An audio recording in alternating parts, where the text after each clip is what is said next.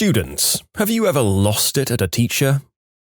We got this admin in my school who we've nicknamed the Pickinator. In my sophomore year, she was patrolling around the school, fricking Dolores Umbridge style. She loves ruining kids' days and she busts kids for the most minor of things. This really annoying kid that no one likes came up and snatched my backpack and ran. So I ran after him and ripped it out of his hands.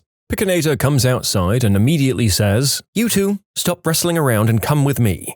She escorted us to the office because apparently we were wrestling and fighting. I tried to tell her that I was just getting my stuff back, and she was not having it. So I just said, well, I got my crap back, no reason to stick around now, and went to my next class, which was starting shortly. I got called down later anyway, but my admin pretty much told me she had overreacted and to just forget it happened. Pickinator hates me now. When I was 8, I had a sudden and intense urge to go pee minutes before the school bell was set to ring for home time. I asked the teacher if I could use the bathroom as I was desperate to pee, and she said absolutely not, and that I wasn't about to trick her and sneak off home early. I started begging her frantically, but she ignored me and started addressing the class about what to bring for tomorrow. I felt my body give in halfway through her speech and just stood there behind my desk. As the bell rang, all of the other children ran out of the classroom instantly. The teacher approached me and said sarcastically, "I thought you were busting to go, huh?" I told her I already had and kept my head down. I think she was just as embarrassed, explaining to my mum why she hadn't let me use the bathroom later.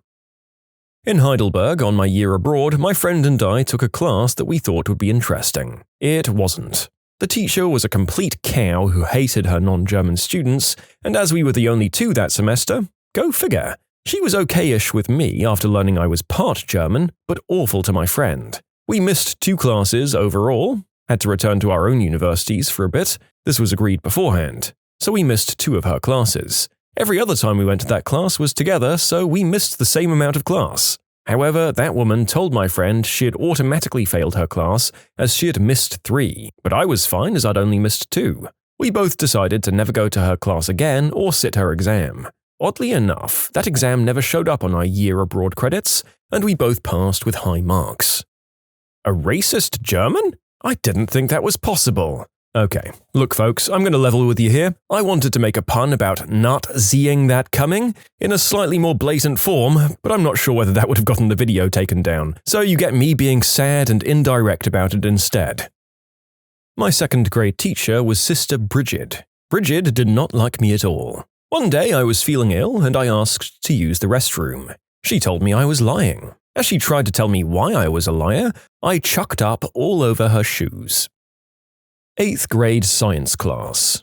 God, I hated her. For the sake of this, let's just say her name was Mrs. B. Early on in the year, Mrs. B had given us a science fair project due in January. We had several class periods over the course of those months as well to work on it. My project was creating an unbeatable tic-tac-toe program. It did work properly, but that's besides the point right now. Because it would take significantly longer to have 20 people, the amount of tests we had to do, each play 3 rounds with the thing, I asked her if we could do fewer and she agreed, allowing me to only do 7 people, which I got done shortly before the Christmas break. Only about 1.5 school weeks until the project was due. I made sure to thank her for letting me do fewer, as I would have never gotten it done in time otherwise. She turned to me with this confused look and said something to the effect of, "I never said that. You have to do 20 trials like everyone else." I was so insanely furious. I even got a witness who'd overheard her give me a lower number come in as evidence. Both me and my witness ended up in detention. I did end up getting the project done, but barely, and it was rushed as heck. I still occasionally think of it and want to punch a hole in the wall.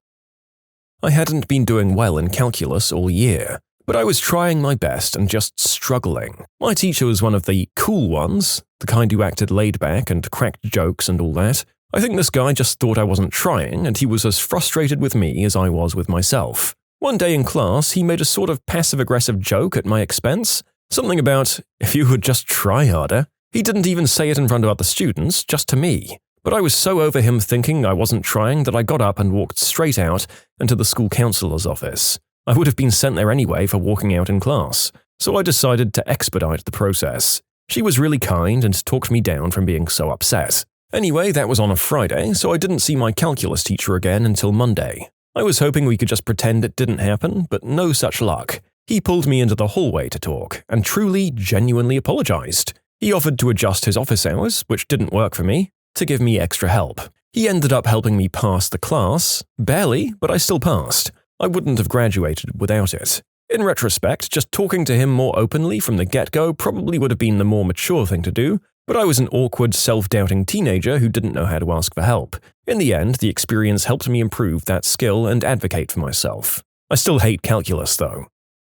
I once had some kind of stomach pain, the worst pain I've ever felt in my whole life, and I was in science class. I started groaning in agony in the first frickin' row, and my buddy next to me said I needed to leave and go to the hospital. I wanted to, but my teacher, the C word, ignored me, and the tears that had now started streaming down my face. A minute later, I just stood up, walked to the door, and as soon as she tried to talk crap, I told her to pipe the F down and walked out with a raised middle finger. Then I proceeded to chuck up in a trash can outside. Good times.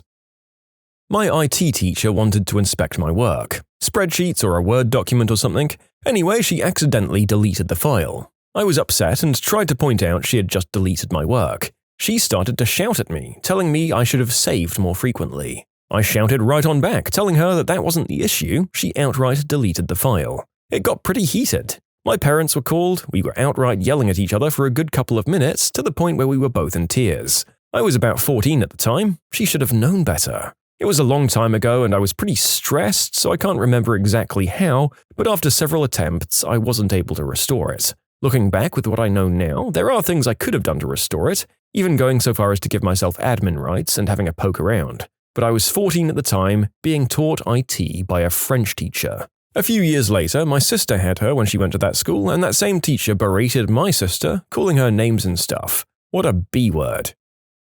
I had a bout of stomach flu which was so intense that it damaged my intestines, and as a result, my body couldn't process certain foods for a while. This caused me severe pain. I mainly had cramps, and they were so bad I couldn't do anything useful except curl up and wait for them to be over. It took me more than a month to figure out a very limited amount of safe stuff to eat, which I ended up slowly expanding on over time. I did miss a few weeks of school when it first started, though. Directly after my math teacher's class, she insisted I come up to her and explain why I'd missed so many of her classes. I had a note from my GP ready, but she dismissed it. She told me she could tell that I wasn't sick, but that I was just lazy and lying to everyone, and that she was severely disappointed in me. I literally just walked away, which is the closest I've ever got to having a temper tantrum in class. In retrospect, I wish I'd told her what I was really thinking, being that I was very disappointed in her. When I was a senior in high school, I had an AP English teacher that would grade people based on how much she liked them, essentially. I had long hair and stretched earlobes, and she despised me, even though I was an excellent student in all aspects. She claimed I didn't turn in assignments on time to justify my grades, so I spoke with my guidance counselor and she investigated for me. Turns out she'd sorted completed assignments into piles of good and bad and would arbitrarily grade the papers based on who she felt sucked up to her the most that day. I presented a book report on the Odyssey, which was by far the longest and most detailed presentation of the whole class, and she gave me a D. I told her, F you, this is the end of your career. And I walked out because I'd sent an identical copy to the guidance counselor. She presented it to the school board, eventually got her fired, and the best part was that she was also a driver's ed instructor and lost her job doing that as well. Apparently I wasn't the first to speak up about her, but I was the one that put the nail in the coffin, and it felt great. Ah yes, a long time ago in the 3rd grade we were having a math lesson and our teacher's assistant was helping our teacher out. I wasn't great at math at that young age, and I'd ask her for help, and then she'd ignore me and move on to a different student. I finally got her attention and asked her if she could please help me. She finally said yes, and then immediately walked away to someone else. So I got angry and slammed my fists down on the desk. The whole room went silent, and I said, I need help on my math, can I please have some help? The principal came down and talked to me and asked why I did that, because I got reported for being disruptive. She was actually really nice, and I never got sent to the principal's office before, and I told her what had happened, and she gave a death glare to the teacher's assistant.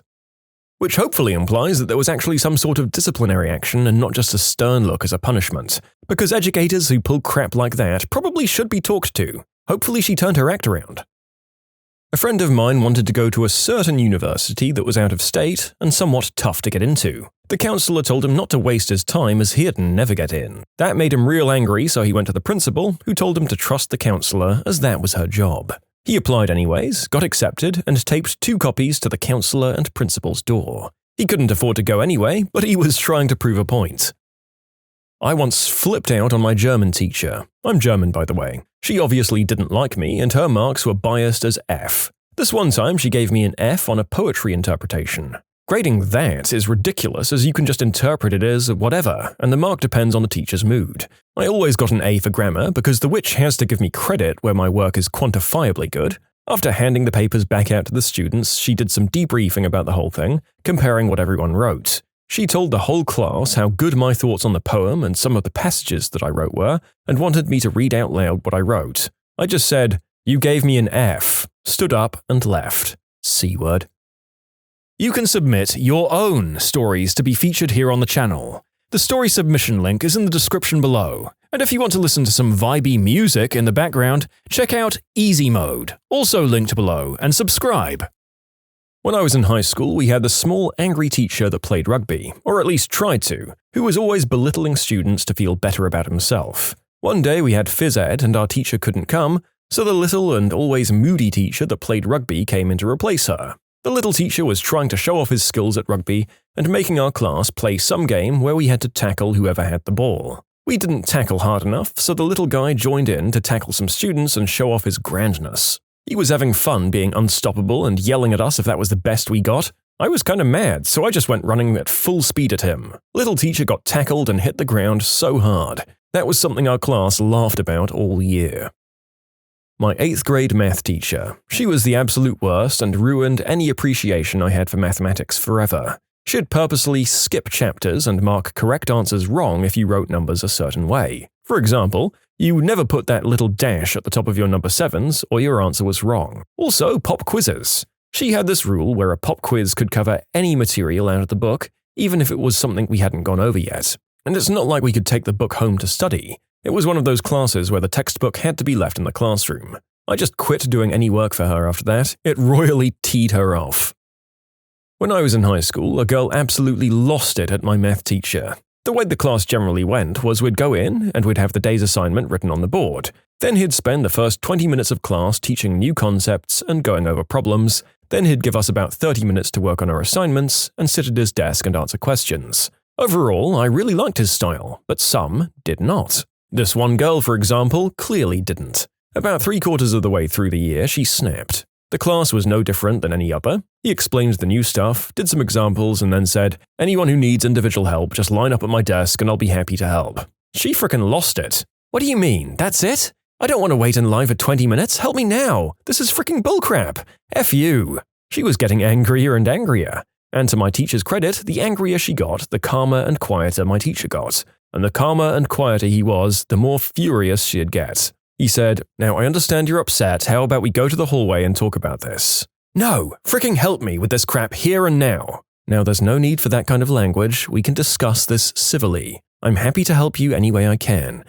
"F you! F this! I hate this fricking school!" "Look, I'm sorry you're so frustrated, what can I do?" She was now screaming as loudly as she possibly could. "Get F'd! F this, F that, F everything!" Which devolved into incoherent screaming and cursing after a while. This is when the principal walked in and took the girl out of class. The teacher left for a moment to talk to the principal while we could hear this girl screaming all the way to the office, just every expletive in the book, all directed at the teacher. When it was all over, the teacher calmly walked back in, stood at the front and said, "Well, anyone else have a problem with me? I'm happy to discuss it if we can be civil." And no one said a word. "Okay then, anyone who needs help, come see me." Class went on like normal after that. In retrospect, the teacher handled that crap like a frickin' pro in every possible way. Never saw that girl in class or in school again.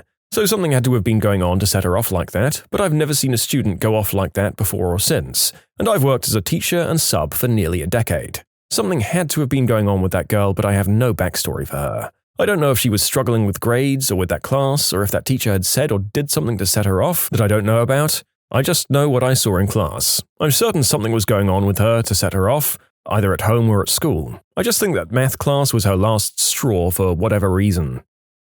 I had a teacher at our private college that enjoyed calling everyone stupid and that we were only studying there because our parents showed how much they earned. There was a lot of scholarship students, myself included, but I guess who cares about that? I can't be quiet when I hear these sorts of things, so we discussed almost every class. She failed most of the class on the first course, we fought with the dean and she let us do another test with another teacher. And guess what? Everyone passed. On the second course with this one jerk teacher though, She failed us again, but this time the dean said we were being dramatic. The teacher decided that there would not be a test, only a group presentation.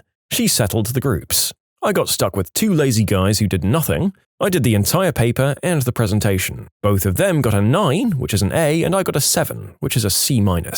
It was the last time I did a paperwork with the names of the people who did nothing, no matter who they were. I needed a C to pass and failed because of 1 point. I tried to talk to the dean, but she didn't listen to me. She said I had to do the course again. I could do it with another teacher, but I chose that lady. I was the worst student she ever had. I sat in the first row, always made a fool of her, once I made her cry. The next year she wasn't a teacher there anymore. She made me lose my scholarship because of that grade, so I don't regret it. I'd do it again with an extra bit of cruelty. I still don't know why she started it, and it wasn't my class only. I really don't understand why she was a teacher if she hated her students that much, to the point where it became personal.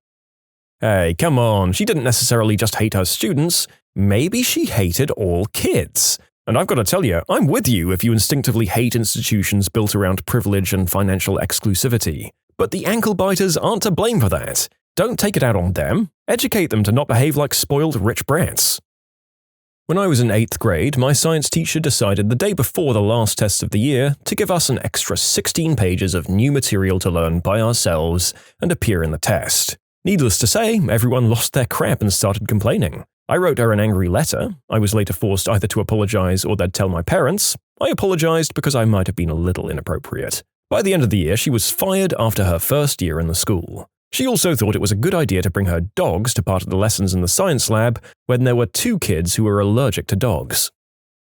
I flipped out on a logic professor who apparently lost my assignments records, then said, "You didn't do them. I'm looking at your grades and they're zeros. That's why you have a D." I said, "Look, you idiot. I've got papers you've graded right here. They aren't even good, but they're not zeros." It was over the phone, but eventually I read through his comments on my papers while he was trying to argue with me. That's when he was like, "Okay, that doesn't sound made up. Scan your papers and email them to me." I went from a D to a B.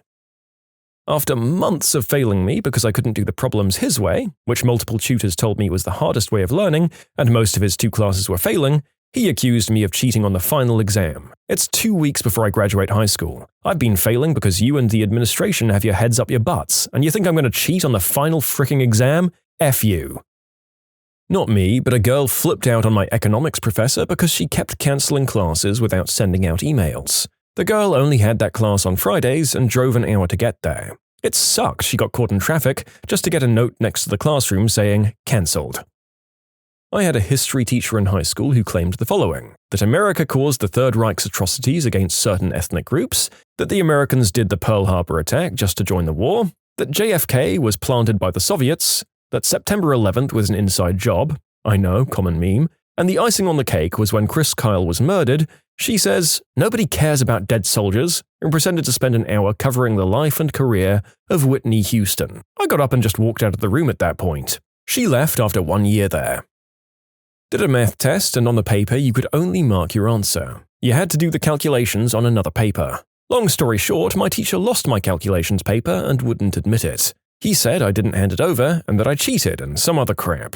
So I went to the school supervisor and asked to take the test again, and she let me. My teacher asked to look while I did the test. He made another test, way harder. I frickin' aced it right there in front of him. He hated my guts for the rest of high school, and I couldn't care less. There was this high school English teacher, Mrs. Blades, who was ignoring me for a while. It's worth mentioning that she didn't really like me for some reason. I wasn't a bad or annoying kid. In fact, I was very non-confrontational and mostly kept to myself in and out of class, so I don't know what that was about. Anyway, I had my hand up because I had to use the bathroom, and she kept pacing about the room, answering every other kid's questions, but would glance at me and immediately look away. After about 5 minutes with my hand up and getting ignored, and about to crap my pants, I whistled as loud as I could. Interrupting anyone was completely out of character for me. Well, once upon a time, I'd chipped one of my front teeth, so I could whistle extremely loud because of it. My whistle was just that. It was the whistling equivalent of firing a weapon in a closed room. Absolutely deafening. The entire room got quiet and she snapped her head around so fast. As her name might suggest, Miss Blades was staring daggers into my face. Then one kid goes, "Ooh, he just called you a dog, ooh." Then she gained serious momentum from that one off and said, "Oh, I don't think so. You think I'm a dog? You think I'm a dog?" I got sent to the principal's office for disrespecting an ignorant teacher. I used the bathroom on the way there. I know a chap who once lost it in a lesson and threw a chair at the teacher. It was some years ago, like 15 or so, and the two are now good friends. Essentially, a discussion had turned into an argument, holding up the rest of the lesson, with the chap basically being awkward and pedantic, not letting anything go, getting unduly steamed up himself, and apparently not realizing that everyone was getting pretty tired. The teacher made some snide remark, and the chap flipped, threw a chair, and walked out. He waited outside, though, cooling off, and afterward the teacher just went outside as well, said something to the effect of, "I think we both ought to apologize for what just happened," and so they did, and all was well. What's a harsh reality that everybody needs to hear? You can become disabled unexpectedly at any point in your life. Make sure you're taking advantage of the abilities you have while you have them. Seriously, the human body is amazing, resilient, and beautifully intricate. It is also fragile, complicated, and fallible. Never, ever ride in a car with your feet on the dash. Don't light those M80s in your hand. Don't dive headfirst into unfamiliar waters. Life is already trying to kill or maim you. Don't give it any help. There's something that traumatized me as a kid when we were learning about Ray Charles's life in music class. The man is famous for being a blind musician, but what I never knew until that day was the fact that he was neither born blind, nor did he get into a freak accident or something. He was literally just existing one day, and suddenly his eyes stopped working. Literally lost all ability to see anything permanently out of nowhere with absolutely nothing he could have done to stop it or prepare for it. It gave me a deep phobia of suddenly becoming blind that took me a while to get over. Sometimes people will hurt you and they won't care how you feel about it. Yeah, I learned this through an excruciating experience with my now ex-husband. Even now, years later, I still can't wrap my head around how he went from love to literally not caring if I live or die. Waking up every day during that period, I'd be okay for a split second, and then the reality of what was happening would hit me. I guess I was naive, but I couldn't accept that he literally didn't care. Not everyone likes you. Some people won't like you for very arbitrary reasons, or for no reason at all. It takes way too much of your energy trying to make people like you. Use that energy on yourself and your loved ones. It's a life lesson I learned much later than I could have. It's a Star Trek reference, but a very realistic one. It is possible to make no mistake and still lose. That is not a weakness, that is life. Sometimes you need to accept you did everything within your power right, and it still went bad. And remember that this isn't something to beat yourself up over. These things happen. I also like the reverse of that. It's also possible to royally mess things up and still win. This one is both harsh and comforting. People don't think about you as much as you think they do. That means that your feelings might be ignored or not considered. People will forget things about you and might not remember things you've done together that were very memorable for you. And that can be hard to realize. On the other hand, they probably don't remember that embarrassing thing you did in high school, or they don't care about it. They notice patterns of behavior more than the occasional bad days that you have. So those times you feel bad about being off with someone, they probably don't think about them, unless they become frequent. Personally, I find that comforting. As David Foster Wallace wrote, you wouldn't worry so much about what other people thought of you if you realized how seldom they do. You don't realize the good/best times as they're happening. I'm trying to be more present as of recently. Since the pandemic, I've made some of the best friends I've ever had and try to keep in mind that one day I'll look back at this time period as some of my golden years. Pro tip: take pictures. Be the person you needed while you were growing up. This is the biggest lesson I've learned in my life. The only person you can really rely on is yourself. Just because you go out of your way for people, it doesn't mean they'll do the same for you. I've just recently learned this lesson. Having a bit of a cancer scare and told 2 friends last week, which both completely ignored it and continued to talk about themselves. I've seen them through breakups and family issues, and I couldn't even get a damn, that sucks. It really messed with me. Life is not automatically easier just because you're a good person. I find the inverse is usually true. Having a moral compass and being a good person usually means you have a line in the sand somewhere, and there will always be someone who is willing to go further than you, undercut you, or outcompete you. You gotta walk your dogs. I heard someone put it this way, which really hit home. To you, it may feel like a chore, but to your dog, it's probably their favorite part of the day. Your trauma is not your fault, but it is your responsibility. This is a great one. I see a lot of people with parental issues struggle with this. I went to therapy and was diagnosed with PTSD from the way I was raised. The main thing my therapist told me was that it was 100% not my fault, but I am the one responsible for dealing with the fallout. It isn't fair, but it's the reality. I thought I'd be happy when I graduated college, or when I got my first apartment, or when I bought my first home. Don't expect happiness to be at the finish line. Happiness comes from yourself, in the now. Enjoy the process. Your first relationship most likely won't be your last. When I hear young girls say their first boyfriend is the love of their life, I just smile. That was me, madly in love at 15 and thought we'd be together forever. It makes me laugh. Thankful my first relationship was loving and respectful enough to make me hopeful for the next. I didn't expect mine to be, but 16 years later, here we are. The fact that we've grown and changed tremendously is something of which we've remained very conscious, however. Time and transition are inevitable forces which must be treated with due reverence. We do yearly, or more often as needed, state of the relationship check-ins, and waited to get married until our late 20s/early 30s. I'm far from a relationship expert, but it's worked for us so far. It won't just happen. I spent a lot of my early 20s being sad and defeatist, feeling sorry for myself. I always coped with this by telling myself that I'd make something of myself eventually, meet a woman eventually, be happy eventually. The truth is, eventually doesn't come if you don't make it come. Improvement has to be proactive. You can end up 40 years old, living with your parents, playing video games all day and with no motivation. Nothing will prevent that from happening other than you. The probability of you making it as a professional gamer/streamer/YouTuber isn't worth quitting your job. You have a higher chance of getting hit by a car or winning $1 million lottery. Not saying give up, but be realistic. Keep a job that'll pay the bills while you try. I know a guy who quit a salaried career track job to be a Twitch streamer once. He got up to 8 followers. Eminem is 50 years old. The harshest reality. Hard work won't guarantee a thing, but without it, you don't stand a chance. Life is not fair. Expecting it to be will always disappoint you. People will get special treatment for all kinds of things. It will never change.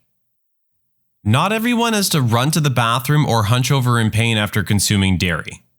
Those cramps, that gas, it's called lactose intolerance. Get Lactaid or give up the Captain Crunch. Boneless wings are just chicken nuggets. Now that's way too far, buddy. Your life can be changed forever in the blink of an eye. You have to deal with it or die. I'm 62. I went on errands one day with my beautiful wife of 42 years, and I came home 2 hours later a widower.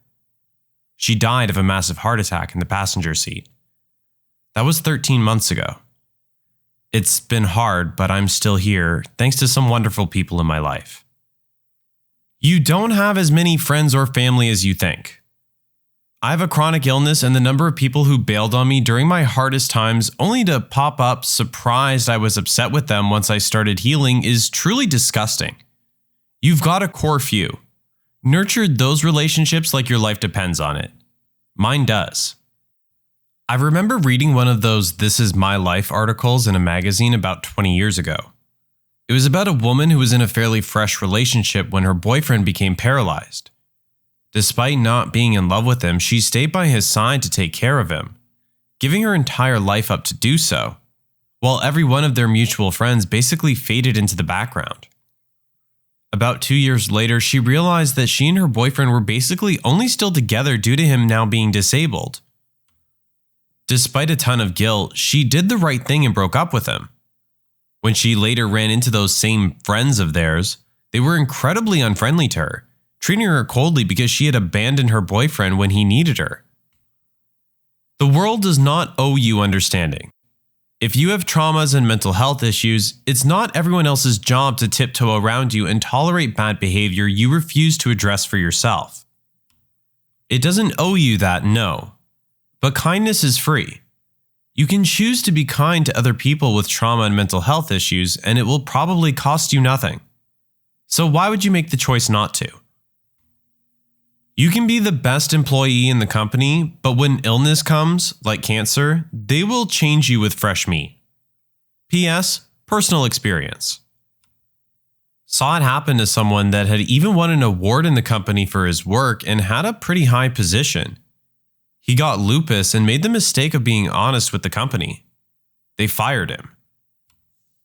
I have a chronic illness that caused my resume to look wild. The longest I've ever been able to work somewhere is 1.5 years because once I get a bad enough flare, I get fired. Doesn't matter how good of a worker I am or how hard I try, once I get too sick, I'm fired. Nobody cares. Just go for it. Everybody's busy with themselves to pay attention to what you're doing. Facts. A teacher in high school taught me that at the end of the day, nobody cares about you. Nobody is going to bed at night thinking of your problems. And it always stuck with me. Brutal honesty without tact is just brutality. You're not being as helpful as you think you are by claiming to offer other people harsh truths. A great phrase I've heard is there's a difference between being honest and weaponizing the truth. People who pride themselves on being brutally honest are more excited about getting to be brutal than they are interested in being honest. On the subject, I really like the quote, "I don't accept tough love from anyone who hasn't shown me gentle love." Youth is wasted on the young. Before you know it, you're 40, 50, wondering where the years went. So stop caring what people think about you. Ask him or her out. Start that business. Tell your family you love them, even if you're in a fight with them. You might be 30 thinking it's too late to do that thing you wanted to do. Do it now. Or else you'll be 40 wishing you had done it when you were 30. 50 wishing you had done it at 40. Just start it now. Working hard doesn't guarantee success. It may not guarantee it, but it sure increases the odds significantly. It also depends on the person's definition of success. For most of us, work is a business transaction. You're trading your time for money. Your employer isn't your friend, father, or mother. They owe you what they promised to give you in exchange for your time. That's it. If your work isn't fulfilling or making you happy, either spend your free time making yourself happy or work somewhere else. The few people who live in the wealthiest countries in the world still struggle to find happiness. Stop wanting what other people have because it looks like it makes them happy. They aren't any happier or better than you because they have things. Finally, while these facts suck for most of us, the sooner you internalize them and shift your values, the better you'll be. Most people should not be on social media of any kind because they cannot handle what it does to them mentally. It's not about socialization. It's about corporations monetizing your life. Many of us were the frog slowly boiled in the monetization of the internet. We started out when it was a place corporate media laughed at, and we had our space and our fun, we were left to ourselves. Slowly, ads and marketing and data collection creeped in, and none of us noticed the internet fundamentally changed. Some of us did, even subconsciously, but we were already engaged, habituated. Now it can seem very hard to pull away and find some meaningful life that isn't connected to everyone else 24/7. Children's first bullies are often their parents. It's very sad but true. A parent is often the first bully in the life of a child. They might not often be their bullies, but they are at most the first ones, and sadly many parents may even be unintentional bullies, causing more harm than good. Nobody wants to hear your music either from your car or from your headphoneless phone. I feel this one. I live near a busy street with a stoplight and people blast their music so loud it sounds like it's in my house. Loud music is one thing and I don't love that either, but man, this is a whole other level. You are responsible for your own happiness. But that doesn't mean that you have to make it alone. You make friends, ask for help, lift each other up. There's plenty of opportunities that we can look out for each other. If you're spending 30 minutes every day in the toilet after lunch and still saying you shouldn't have had Taco Bell for lunch, maybe it's time to see a doctor or stop going there for lunch. If you ate food from Taco Bell and expected not to be toilet bound for at least 30 minutes, then you might need to rethink your life choices and get a new toilet.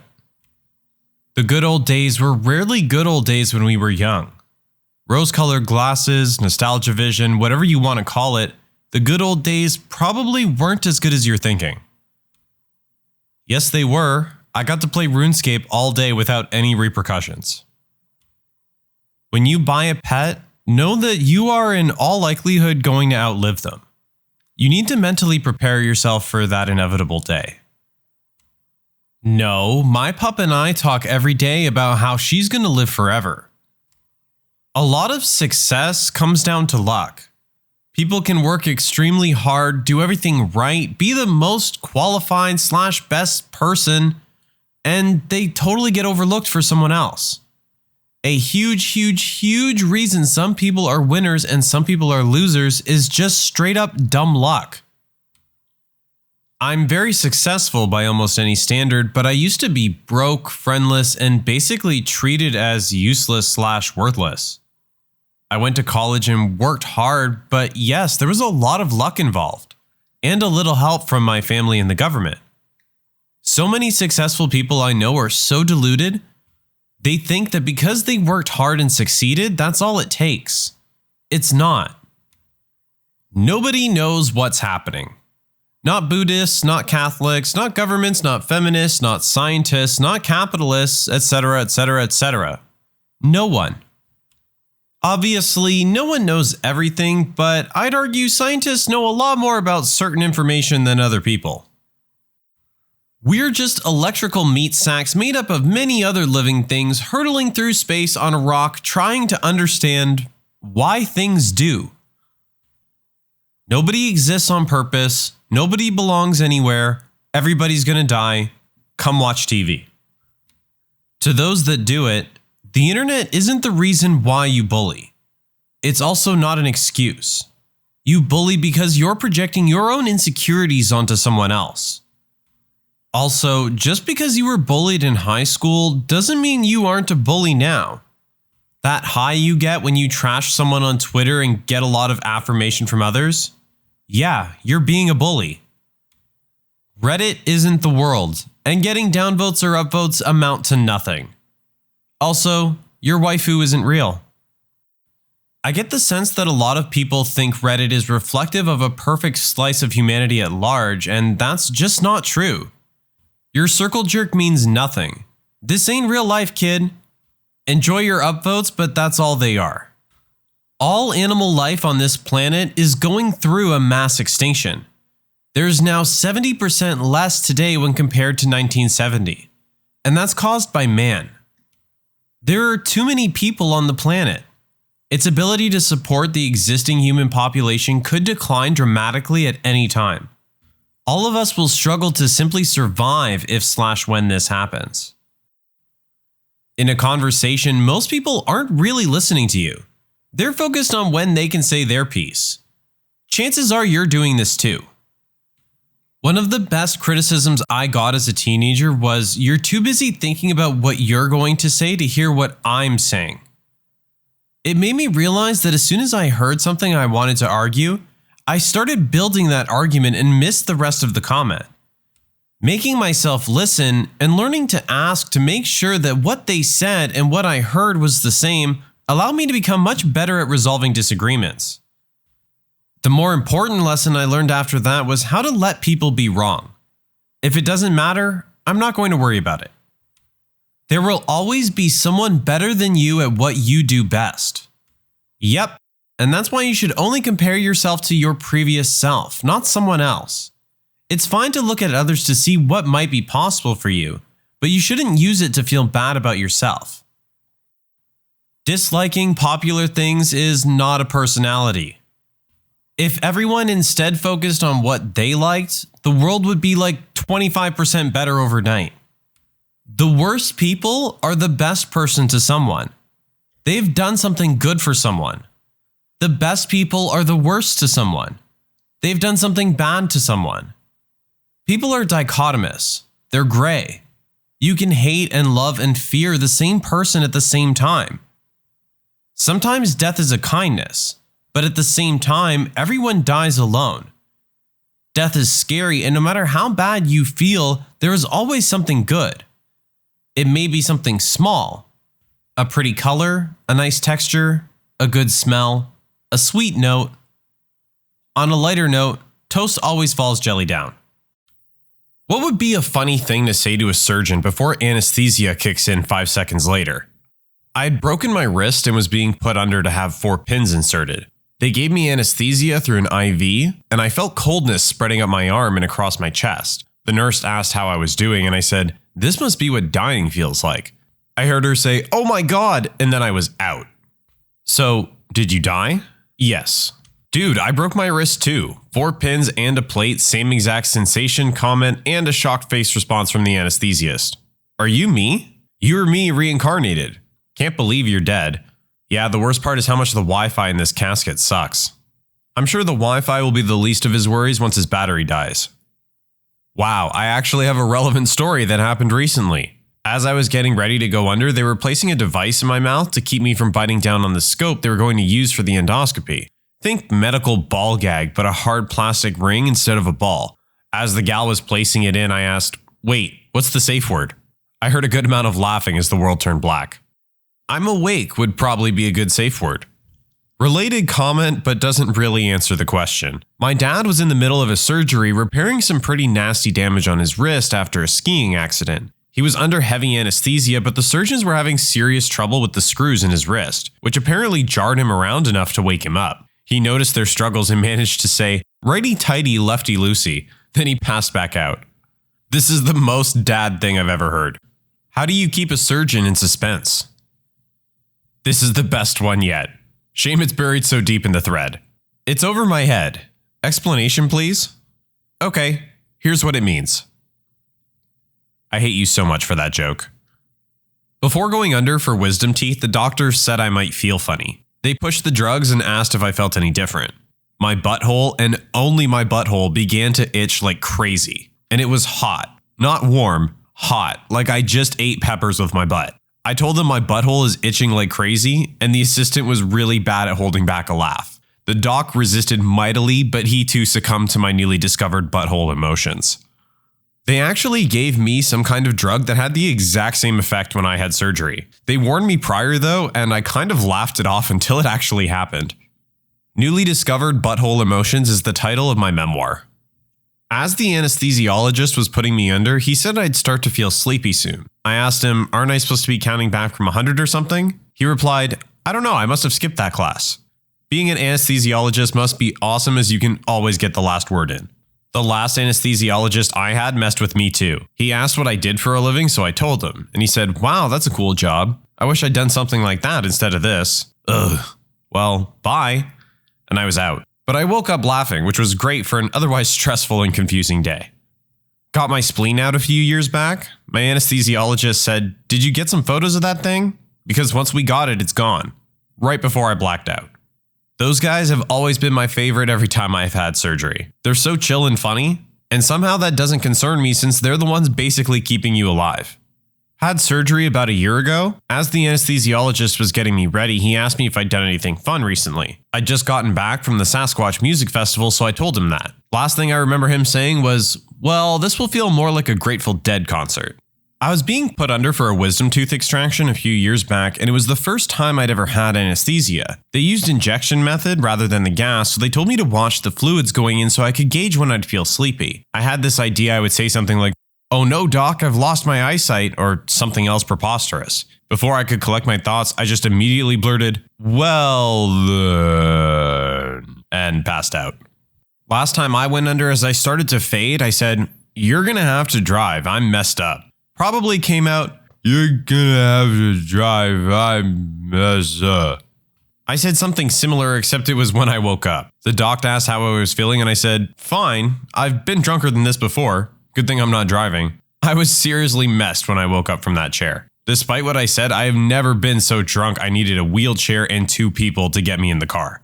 When I had my exploratory laparotomy for ovarian cancer, I wrote on my chest, "Insert superpowers here," with the arrow pointing down to the incision site. Waking from anesthesia one time, I heard someone say, "His blood pressure is a little high." Then I mumbled, "That must be the anesthesiast assistant's fault." Then they kind of startled and asked quickly, "Why's that?" Becoming slightly more coherent, I continued to say, "She's really hot." They all laughed and said, "He'll be fine," and released me from there. I had some temporary amnesia after waking up from an hour-long emergency surgery. My girlfriend was there and found me staring puzzled at her. "Hey, Sleepy, it's me, your girlfriend." Me. "Wow, I must be a lucky dude." Happily together for more than 2 years now. Plot twist, the assistant was a big hairy dude. I'm okay with that. So after my dad had a triple bypass and was just waking up and they'd removed the breathing tube, I was in the room with him. I said something along the lines of, "Everything went perfect with your surgery, Dad, no problems." My dad in his drug haze said, "That is because I am a perfect specimen of the human male and it couldn't have gone any other way." Nurses were cracking up. If he was a perfect specimen, he wouldn't have needed a triple bypass now, would he? Got to admit they have a point. If something goes wrong and I go into a coma, don't you dare cut my coma beard. Yes, ma'am. I had to get some surgery that involves cutting open my head. Right before they gassed me, I said, "I should warn you, there's a spooky skeleton in there." The last thing I remember is his response of, "I'll try to look out for that." Did they find it? I don't know if they found it, but I'm pretty sure part of it escaped. If I don't make it through this, then tell my wife I want her to be buried alive with me. If I don't make it out alive, tell my wife I changed the Netflix password and she'll never know it. You're a sick person. Tell my wife I love her. Work ethic. Or just, if I don't make it through this, tell my wife. I would hope someone would tell her. They had a thing checking my heart and it fell off and it flatlined. I told them, "Oh no, you've killed me. Quick, we're losing me." For a second, I thought it was referring to your heart, like your heart fell out onto the floor. It was an awful botched wisdom tooth extraction. I tend to get massive erections while under anesthesia, but it's fine, just tape it down if it gets in the way. We'll just cover it with this thimble. Yo, let me know if you see my phone in there.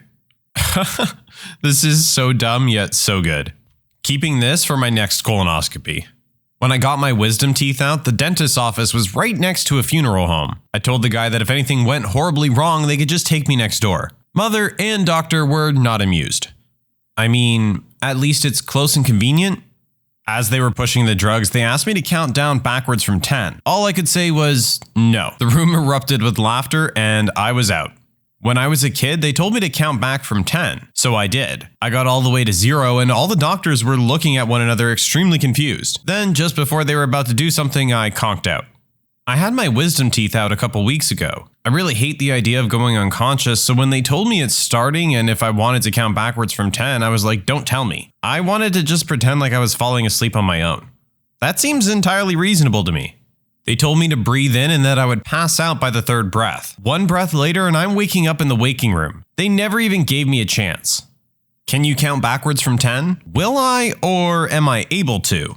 I had my appendix removed in 2007. I was in the prep room about to get on the anesthesia, and the anesthesiologist kept asking me what my name was as he was about to put me under. After 3 times, I remember saying, even though I keep saying it, I just forgot. Crap. And then I was out. I had to have a pilonidal cyst removed from my butt crack and can remember giggling like a madman because I asked the entire operating room, "So who drew the short straw and has to shave my butt?" The honest answer to that question is the medical student. I shaved so many butts, and then you have to take tape and use it to collect all the shaved hairs so they don't get all over the sterile field. Ugh. So glad I'm not going into surgery. When I had my wisdom teeth removed and was given general anesthetic, I apparently said, "If this is what being on drugs is like, sign me up." He went and told on me to my mother. I said a similar thing when I had minor surgery done. I got shot up with something to take the edge off before they rolled me into the operating room. I remember announcing that the drug they gave me felt like being drunk, but without all the calories. Apparently, I spent a good amount of time telling the dentist all about my aunt's goat farm. When the doctor told my mom this, she replied, "His aunt doesn't have a goat farm." The fact that you said "if" should be good news for her. It would have been worse if you had said, "These are the best drugs I've had since that Colombian gap year." Luckily, I cried about going home to feed my pet hamster. I never had a pet hamster. Same experience, but apparently I said, "Man, I need to do this again." I asked for a tummy tuck while being wheeled in for a bowel resection. I said, "While you're cutting it open, just cut some off." Then when I was done with my surgery, but still pretty messed up on drugs, I asked if I was skinny and then cried when my doctor told me he didn't give me the tummy tuck. I asked for a tummy tuck after both of my C-sections. Doc gave me the same answer each time. I make it work, I don't make it pretty. I went in for an endoscopy and colonoscopy, or as the staff referred to it, a double. Before they put me under, the doc asked if I had any questions. I said, "Just so I'm clear, you're putting a tube in my mouth and in my rear, right?" "Right. Can you put it in my mouth first?" "Don't worry, if we start in the other end, we'll just spit on it and wipe it off." That's hilarious. I love when they're jokey. When doctors are too serious, it makes me uncomfortable. Right before I went under to have surgery on my septum, I was about to start counting backwards before they put the mask on, and I asked, "Does anyone need anything while I'm out?" The last thing I remember was an OR room full of people laughing hysterically. I'm gonna need to get surgery just so I can use this. Legit Bill Murray level. I like it. The other way around, I was cracking jokes with the nurses and anesthesiologist before a big surgery and everyone was laughing. Anesthesiologist turns to me and says, "Well, it's not fair that you're the only one not on anything," and then hit me with the anesthesia and I was out. Haha, that's awesome. First thing on waking up, run hands over own body to make sure all parts are there. Seriously though, you could wake up feeling pretty scared after that. I said to my doctor during my wisdom teeth extraction, "Doc, don't start, I'm still awake." To which he said, "We're already done. Those drugs are legit." Actually, it's scary just how much you don't feel time pass while under those drugs. Last thing I remember on my last wisdom tooth surgery, I told the dentist that I worked with food grade nitrous and that it might take a small amount more. Don't know if I said anything afterward. I woke up in their recovery room. To the surgeon and nurse, I just want you both to know, good luck. We're all counting on you. I'd imagine you waking up several times during surgery to say that line again. Pre-op, Marco. Post-op, Polo. Simple, straight to the point, no fluffer. This is perfect. Pre, Legend. Post, Dairy. I told them that I hadn't pooped that morning, and if I pooped on them, it's their fault for scheduling the surgery at 6 a.m. Then I passed out. Well, don't leave us hanging, did you? Nah, painkiller's so good, I didn't poop for a week. I feel like as the doctor in this situation, you'd just be on guard the entire time. Last time I went under, I started to feel a sort of paralysis and couldn't move. Me. Whoa, did you just give me something? Nurse. Yes, just relax and don't fight it. Me. Okay, but you should sell this stuff in the gift shop. Everybody laughs. Surgeon. Are you okay? Me. Yeah, but I'm disappointed there's no cake. Surgeon. On the recovery notes, write, "Give the patient cake." Next thing I know, I'm waking up in the recovery room with a slice of chocolate cake on the table next to me. I should have asked for cake. Hell yeah, free cake. I'm envisioning an episode of Seinfeld where George figures out he can get free cake by this simple little trick and ends up having multiple operations just for more cake. I do have to say though, kudos to the doctor for taking care of all their patients' needs. My wife went to the dentist last weekend. After several shots of numbing, she sang to him, "I can't feel my face when I'm with you." To the dentist's credit, without batting an eyelid, he replied in full voice, "'Cause I numbed it." When my appendix burst, I was being wheeled in, and as the doctor was getting ready and I was about to pass out, he said, "Geez, this is rusty," and held up a scalpel. I could tell he was joking, and off I went to sleep. When I woke up, he came to check on me, and the first thing he said was, "Have you seen my watch?" I swear, he was a very funny man, and it really helped calm me down in a situation where I nearly died. Okay, so I know this is late in the thread, but when I was 15, I had tight foreskin around my penis and I opted for circumcision. My doctor, Dr. Lenz, was the funniest dude I've ever met. He told me I was gonna have something like a frankenpenis for a month or two, but it's cool. Anyways, I'm in the OR on Christmas Eve and I feel the anesthesia starting to kick in, and before Dr. Lenz walks out, I shout/slur, "Doc, please just take care of the little guy." And he stops, turns around, bows to me and says, as if he were my own. I laughed once and passed out. I was being wheeled into emergency abdominal surgery once, and my girlfriend was with me. We're rolling down the hall and they have the mask out to put me under, and I pause and I say to her, "Don't let them touch my penis." The nurse smirked a little and they put the mask on me. In a somewhat panicked fashion, I pulled the mask off, stared up at my girlfriend, and with full weight and seriousness told her they can look at it, but no touching. I heard the doctor laughing as the gas kicked in. Best part is there's a good chance they gave you a catheter. I had a nervous moment when I had my surgery when the nurse came in afterwards and says, "Okay, we need to take the catheter out." I did a double take and said, "I feel like this is something I should have noticed." That and the first thing I said when I woke up was telling my nurse she was beautiful and then immediately puking blood. Don't worry, I'm sure she was charmed by your interaction.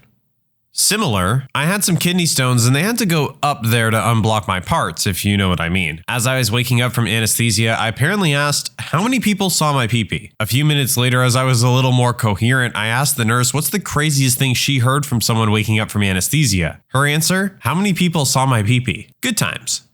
So, how many people saw your pee-pee? Never actually got an answer, but I would probably say 4 or 5. It's just funny because who calls it a pee-pee after their 5th birthday? Who's the guy with the scythe standing in the corner? Oh, that's the other surgeon. He's just sitting in. I just went under this past week. I told my doctor, I better not wake up with any penises drawn on my face. The room had a laugh and I went to sleep, and they performed the worst magic trick ever and made a camera disappear up my butt. I remember being a celeb at the hospital after I said, "I love my girlfriend because she's got big boobies." When I'd go in, I'd have doctors and nurses teasing me. I was 16 at the time. Here's to relapsing. This is so wrong, I'll have to remember it. If the doc doesn't realize you're joking, this is a great way to not get prescribed any real pain medication for after the surgery. I beat the anesthesia. Had a patient fight anesthesia once. After his head hit the pillow, the anesthesiologist said, "Resistance is futile." I laughed so hard at this, my cab driver literally just asked me if I was okay. A couple of years ago, while I was being prepped for bone surgery, I had a good rapport with the anesthesiologist. My dad is one, and we kept talking about pain management and such. He pushed the dose of ketamine and propofol into my IV, and my brain was getting foggy. I remember seeing him laughing as I went to sleep. When I woke up, my friend who was attending the surgery told me that while I was dozing off, I told the surgeon, "This is my very first time trying ketamine unrecreationally." Hopefully he doesn't say anything to your dad at the next conference. Doctors, nurses who deliver babies, what are some of the strange/funny things people have screamed while giving birth? When my brother was born, they had to use forceps to get him out. My mom saw them and screamed, "Those are salad tongs. You are not putting any kitchenware in there." When I gave birth and they pulled out the forceps, I thought they looked like ice tongs, not salad tongs. Much bigger. The doctor who controlled the pain meds saw my face and asked if I wanted to remember any of this. I said, nope. Last thing I remember. My mother's labor was extremely short. I was born within an hour. So that means that she went from experiencing minimal pain to extreme pain with little time to adjust. When my dad was driving her to the hospital, he unfortunately had to stop for gas. He went in to pay, and just then an elderly man in a wheelchair stopped him, asking him to buy cigarettes for him as the store was not wheelchair accessible. My mom then proceeded to lean out of the window yelling, "Don't help the cripple." We have never let her forget that one. Edit. Didn't think anyone would actually see this. I'm glad everyone got a good laugh out of it. I'm sorry to laugh at your mom, but damn, that was funny. My mom had a similar quick labor due to medical issues. 15 minutes from first contractions to labor. There was an accident on the side of the road and my father slowed down while going past and my mom screamed, "Screw them, hurry up." Epic fail. Last trimester, keep at least half a tank in the car. If we had to stop for gas, I'd have killed someone. I imagine the mom from Malcolm in the Middle as the pregnant woman yelling that. I believe at that point you can say, "Sorry dude, my wife is in labor," and any normal human being will go, "Okay."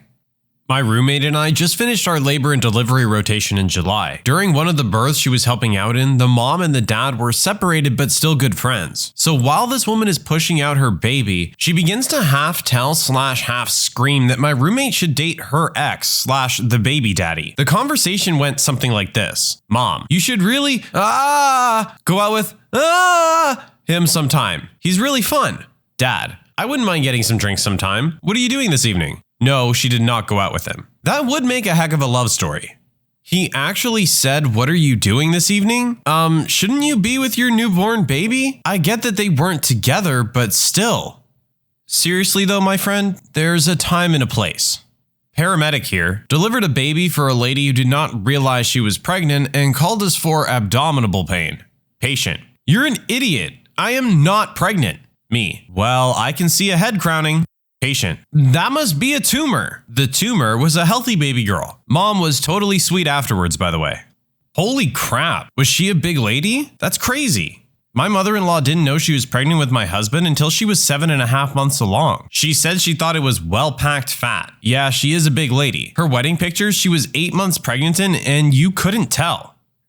When my sister was in labor, she was screaming, and our mom was trying to be comforting, saying, it'll be okay, take some deep breaths, it'll be over soon. Then my sister looks up at our mom and says, you have no idea what this is like. You just wouldn't understand, Mom. I hope your mom never let her forget saying it. My sister told me while she was in labor that she changed her mind and wanted to go home. Sorry sister, too late. Plot twist, both children are adopted, only the sister knows though. Patient, fully dilated, started pushing, then changed her mind. I don't want to do this, I'm going home. And then tried to get off the table. This happens. I can't believe this happens. Fear 101. Question that I don't want to Google for the risk of pictures. What does it mean, dilated? I've never understood this. Edit. I got the answer already. I'm gonna get nightmares if y'all go into any more detail. My friend's mom, who's a midwife, told me that once she found a woman in labor walking around the ward with her bags packed, saying she's changed her mind and was going home. You delivered my baby girl. Sorry about trying to leave. At the time, I just felt that way. I did this. I was only half dilated though. I just said I wanted to come back another day. My husband said he didn't think it worked that way. He was right, but man did I beg to go home and just put it off another few days. The epidural kicked in and I was good after that. My mom tried this when she was having me, but my nan was there and told her, get back on that bed now. I'm being induced in about 14 hours? What should I do instead? When I hit transition, I started crying. I don't want kids. I don't even like kids. EMT who did a birth on the side of the road. Woman shouted, screw me, during a contraction, and the husband casually replied, that's how we got into this mess. I had a very hard time containing myself. Pretty sure my husband said this exact thing to me while I was delivering our daughter. My husband and I have a tendency to enjoy witty banter during labor. It's just how we are. During the labor of our youngest, 27 hours in, he said something and I replied, do you want to push him out? Without missing a beat, he replied, I already did and thousands more like him. Our nurse was expecting me to be angry, but I totally cracked up. He's so funny. Husband already kicking out the dad jokes and his child isn't even fully born yet. I said that to the doctor during her prenatal exam. Just lie back and relax. This will only take a minute. That's how this whole thing started, doctor. One lady was too posh to swear when in pain from contractions. She just said, Jeepers creepers. I hadn't laughed out loud at this thread until I got to this one. That's the safe word my wife and I use. I held off on swearing, but at one point I thought my husband and I were alone in the room. That gas makes your mind kind of cloudy. And I asked him where the fudge the chick who was coming to do the epidural was. The midwife was still in the room. She thought it was pretty funny. I had the pleasure of assisting a woman in the most beautiful, textbook perfect natural birth ever to take place in a hospital. In her birth plan, she warned us that she might do some cussing, to which I said, you couldn't offend me if you tried. Yell whatever you like. What does she blurt out while pushing? Owie. When I was born, my dad didn't know that babies are usually born face down. And as I was coming out, he screams, oh my God, she doesn't have a face. That made me laugh so hard my dog came over to see what was going on. I have tears running down my face right now. Thank you so much for sharing this. I was high on meds at the time, and I was begging for barbecue ribs in between contractions. Come on, honey, the nurses will never know. They were standing right there. Did you get the barbecue ribs?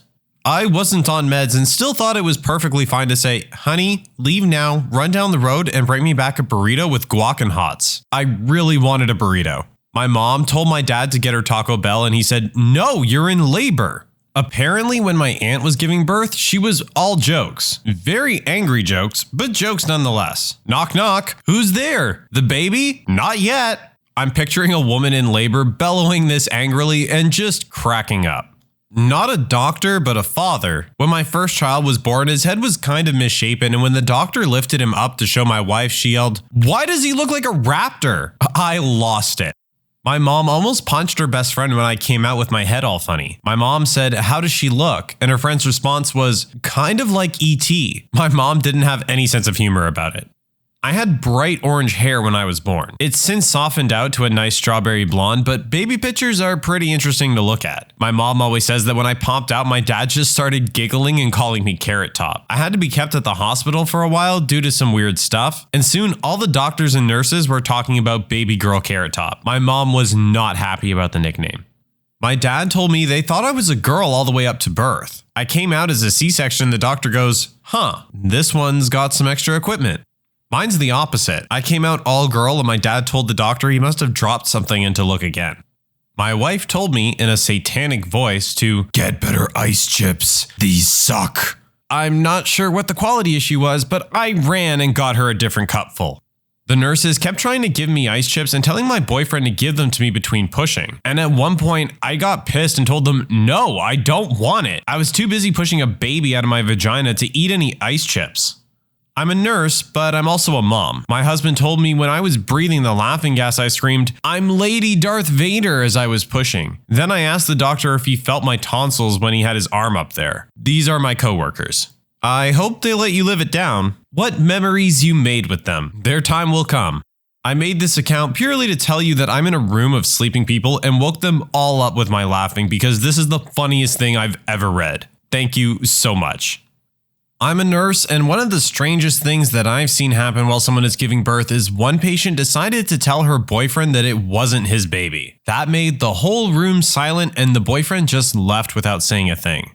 My wife worked as a nurse near a military base and had so many women grab her during labor when the husband would step out to go to the bathroom or was across the room and say, "Tell him the baby is early or late. I had an affair while he was deployed and it's not his." I always felt bad for them. An ex-girlfriend did this to me. Dated her for about 7 months and the baby was supposedly 2 months premature. Kid came out with a full head of hair, lifted his head and looked around the room. I asked for a blood test. Mom of the girlfriend cursed me royally. Turns out kid wasn't mine, and I never saw that woman since that day.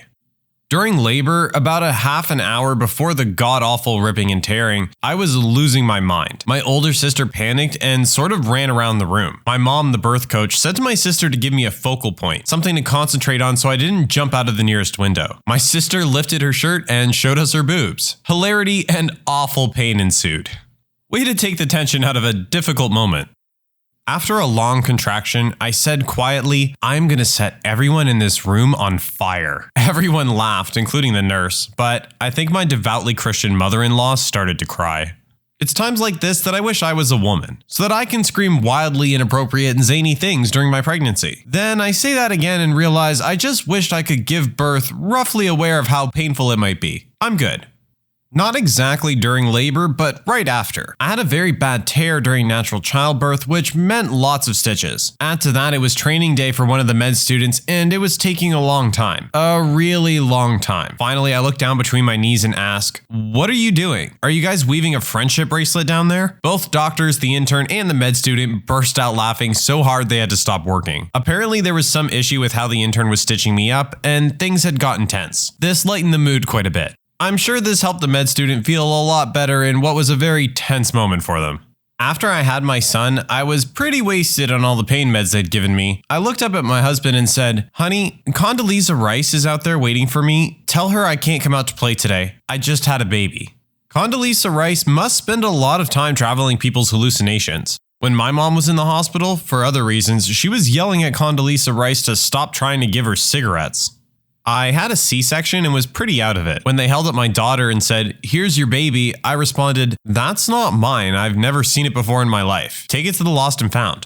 I've never seen it before in my life. Well, there's some accuracy in that statement. As a nursing student, I was watching a planned C-section. The procedure was being performed by the senior resident. Everything seemed to be going well when I heard the resident mutter, "Whoops," and I looked up and saw blood squirting out, pulsing. She fixed the artery very quickly, but it obviously freaked out mom and dad. Everything turned out okay for mom and the baby. Whoops is definitely not something you want to hear from your surgeon or anyone similar. I had a dentist say whoops as he drilled through my tongue. Good thing tongues heal well. As someone with a C-section scheduled soon, this would scare the ever-living crap out of me. First words to my son, you better be awesome because that hurt a lot. For her sake, I really do hope he was.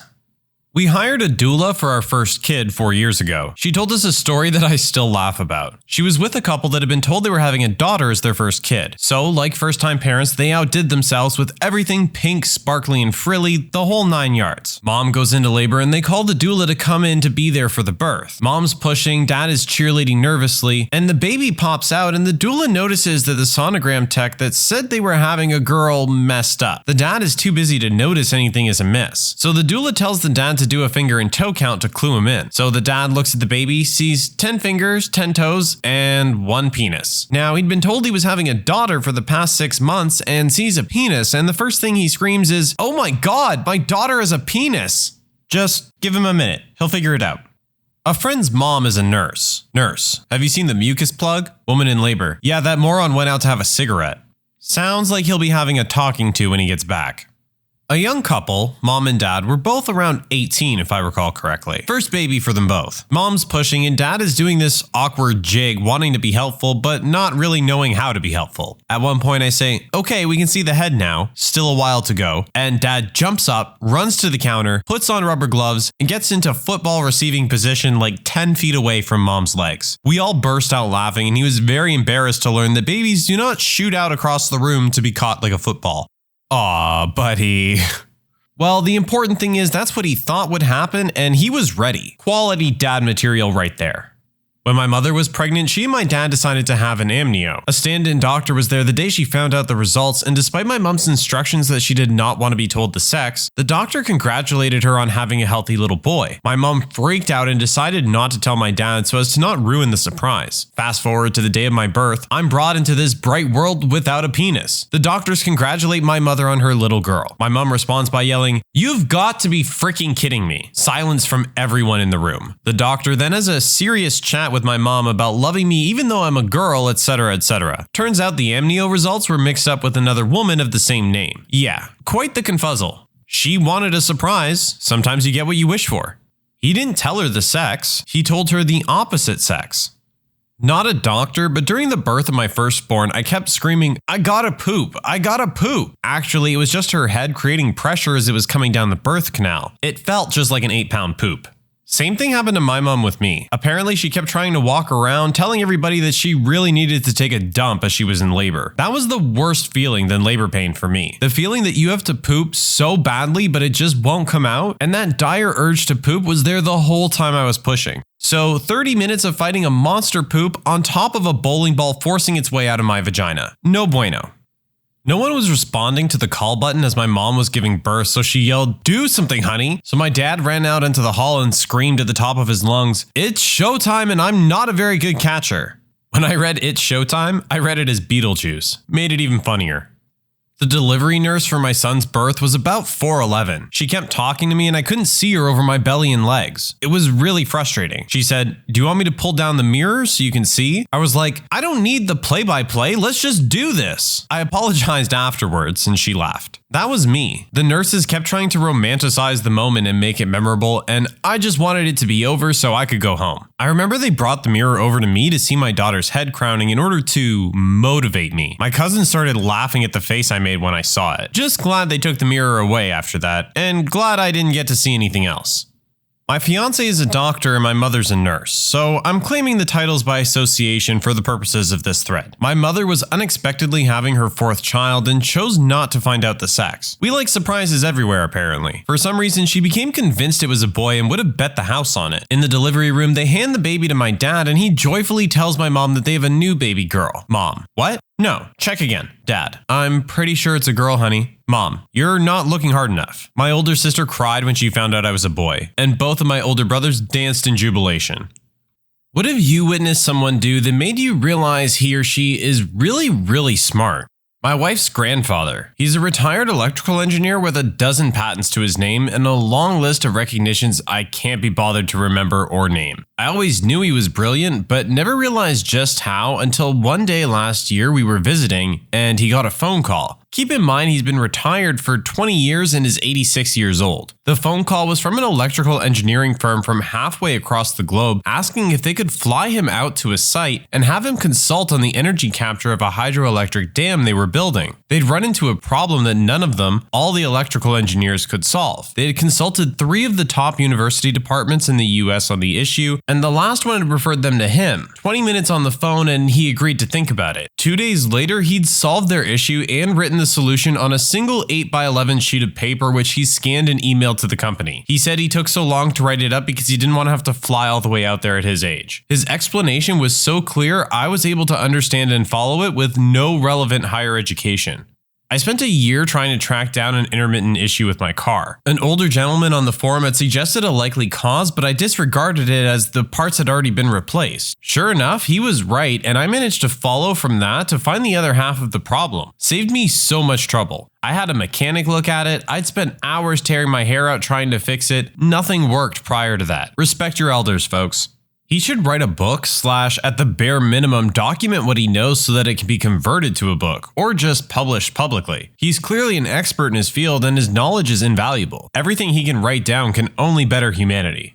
He has contributed to several textbooks over the years. He sounds like the kind of guy you should just sit down one day and say, "Tell me everything you know." Better pack a lunch though. One time, my drunk uncle was in jail and needed bail money, and being that my dad was the only one in the family with any real savings, they all looked to him to fork up 100% of the cash. Having been asked, he realized the situation had 2 possible outcomes. 1, pay for his bail and never get the money back, or 2, not pay for the bail and the whole family blame him for it. So my dad decided to throw them a curveball. He told them that whatever the rest of the family raised for the bail, he'll not only match it, but he'll offer double what they raised together. Nobody offered 1 cent. Blame averted. Well, I'm certainly going to recycle this if the need ever arises. I hate that though. I've had friends who've been the only ones in their family that had their act together despite all odds. Somehow they end up becoming monetarily responsible for others' consistently poor decision-making skills. This can probably be used in a lot of situations where I'm dealing with would-be deadbeats. Totally stealing it. I had a teacher in high school that, using both hands, could write a sentence starting from the beginning and the end simultaneously. He even split the middle word of the sentence. He also spoke around 5 languages. I had one like that. She could write in English and Greek simultaneously. I was playing the card game Egyptian Rat Screw with some friends, and then all of us noticed that one of our friends was slapping a bit too fast to be believed. It turns out he was counting all of our cards and had each of our decks memorized, which is just insane. Maybe it was just my group of friends, but you had to do that to come anywhere near winning. Each game would literally last an hour or 2 and be amazingly fast-paced. 4 of us played every day, and it would literally be our cardio workout for the day. Everyone who would watch us would think we were just randomly slapping a pile of cards. My older brother was always terrible at school. I can remember him straight up asking why he needed to graduate high school and then again in college. He then accepted a low-level job after graduation in marketing that ultimately fell apart due to the company executives screwing up big time. During all of it, he somehow was able to keep a small client, and within 7 months of working, was promoted to their executive marketing director, making 6 figures. Now he has multiple clients on the side and is always scheming something up. The dude is as hard-headed as they come, but nonetheless is a marketing genius. Blows my mind how far he's come. I was once in Chinatown and I saw this old Chinese guy with a bunch of groceries. He tied the bags together by the handle and slung them over his shoulder. He looked ridiculous. The next week, I was struggling with a lot of groceries and I remembered the old Chinese guy, stopped on the sidewalk, tied all my bags together, and walked home like the unencumbered dork I became that day. In high school, I had a friend who we made fun of all the time for being dumb, but he would have the wackiest ideas that would somehow work. One time, around Christmas of my sophomore year, a few of us decided to buy a 30-pack, and then later decided we didn't feel like drinking it that night. I couldn't keep it at my house, but one of my friend's parents was coming to pick all my buddies up. Nobody knew how they were going to get the 30 out of my house and to one of their houses. Then my friend came up with the genius idea. He went upstairs in my house, wrapped the 30 in wrapping paper. He then decided to carry it out right in front of the car with our friend's mom waiting and say it was a gift for his girlfriend who he was going to be seeing later that night. I realized that not being great at school doesn't mean someone isn't a genius. Intelligence comes in many forms. Sure, someone might not be able to do high-level math, but they could fix parts of your car you've never heard of. I knew two guys in undergraduate who would play mental chess. As they'd pass in the hall, one guy would say, "Knight to Queen 3" or whatever. The other guy would roll back his eyes for a second and then nod to acknowledge the move. Both guys then kept walking in opposite directions. Later that day when they passed again, the second guy would declare his counter move. The game could last days and they never forgot where any of the pieces were. Each had a mental image of the board. Sure, they might have been faking, but these guys were always first and second on the dean's honor list for all 4 years of my undergraduate. I knew them pretty well. I think the mental chess was legit. Most really good players can do this. Once someone becomes familiar enough with the game, it becomes a lot easier to recognize patterns. Of course, intelligence is advantageous to get good at chess. Did they ever get pissed off and mentally flip the board over? Knight to floor, rook to floor, queen to floor, king to floor. It's all about knowing the game and the related statistics. One of my favorite stories from my college football days is how well some players can recognize patterns and statistics and combine that with their physical prowess. There was a safety on my team that went to the NFL, still playing, who could answer every coverage question or situational scenario with almost 100% accuracy. Anybody who can explain highly complex things very simply. It takes an intelligent person to understand it, but it takes a brilliant person to grasp it so fully they can dumb it down to explain it to anybody. I think it was Feynman who tried to write an introductory textbook on some obscure topic and concluded that more research was needed because he was unable to explain the topic simply enough. I've always found it amazing how most people think they're super smart, but when you ask them to break things down, they're completely unable. In fact, most will then get angry at you or think you're stupid for asking them to break things down. Elevating complexity to simplicity is pure genius. I was at my desk waiting to make a purchase over the phone, and I mentioned to a coworker that I always have to pull my credit card out. I should have this number memorized by now. Another coworker overheard that and said, "I know your Visa number," and spit it right out. After I got off the phone, I asked him, "What was that?" And he said he heard me say it a couple weeks earlier. Numbers just stick with him that way. I already knew he was a bright guy, but that took it up a notch.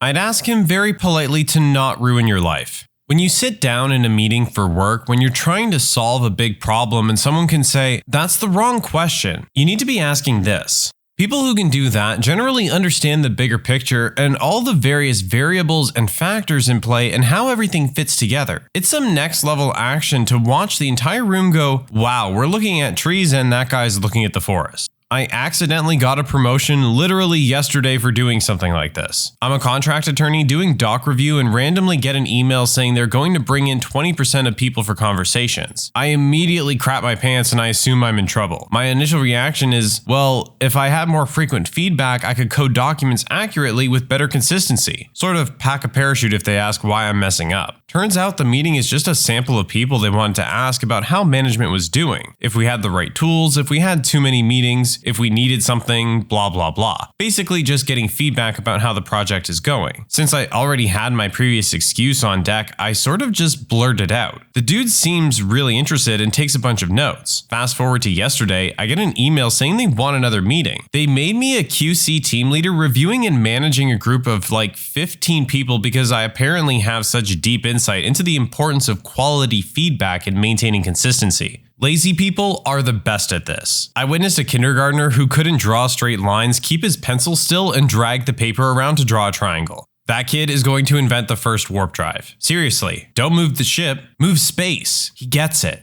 My dad had a business trip in Seattle that I tagged along on so I could see a soccer match and explore the city. He invited me to go to the research hospital with him one day and I agreed. They were working on testing some type of cardiovascular tool on a cadaver that they would stimulate blood flow in to test. Seeing my dad, who didn't go to college, barely graduated from high school, lived on welfare with a single mom, and who knocked up a teenage girl when he was a teenager himself, performed surgery on a cadaver using a tool he invented that could potentially save thousands of lives blew my mind. He had hundreds of patents on devices. I got surgery 3 years ago and my shoulder surgeon used a tool he invented in the 90s. He's an incredibly smart and hardworking man who just got the right amount of luck to get him where he is today.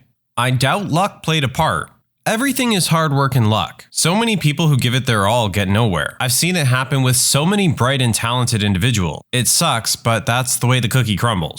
I like it when you meet someone whose English is imperfect, but you realize they're very intelligent and are able to explain their thoughts. I remember once meeting a Japanese archaeologist who wasn't the best English speaker, but when he explained his research to me, it was absolutely fascinating. There was this dude I worked with ages ago who immigrated from China. The higher-ups would get pretty frustrated with him because he was constantly coming up with clever ideas and interesting new ways to do things, but they just wanted to keep the status quo. Some ideas were decent, others were likely brilliant. Anyhow, his spoken English was downright brutal. His written was perfectly fine though. Eventually he left, probably out of frustration. This is why it bugs me so much when people assume that broken English or heavily accented English is an indication that someone is less intelligent. English is hard to learn when it's not your mother tongue, and it's even worse when you're an adult, especially if you're coming from a culture that doesn't even use the same alphabet or similar grammar. Gotta plug my dad in here. Had some friends over, and just to mess around, we asked him the definition of random words in the dictionary. We opened it to the eyes, and I asked the definition of 10 to 12 letter, 3 to 4 syllable words. Not only did he nail all of them, but most definitions were verbatim. When we got to the 10th word, he goes, the verb or the noun, and we lost it. It was seriously ridiculous. We were freshmen in high school and could hardly pronounce the words we picked. Turns out he read the whole dictionary over the summer when he was 16 and bored. Guy is still the smartest person I've ever met.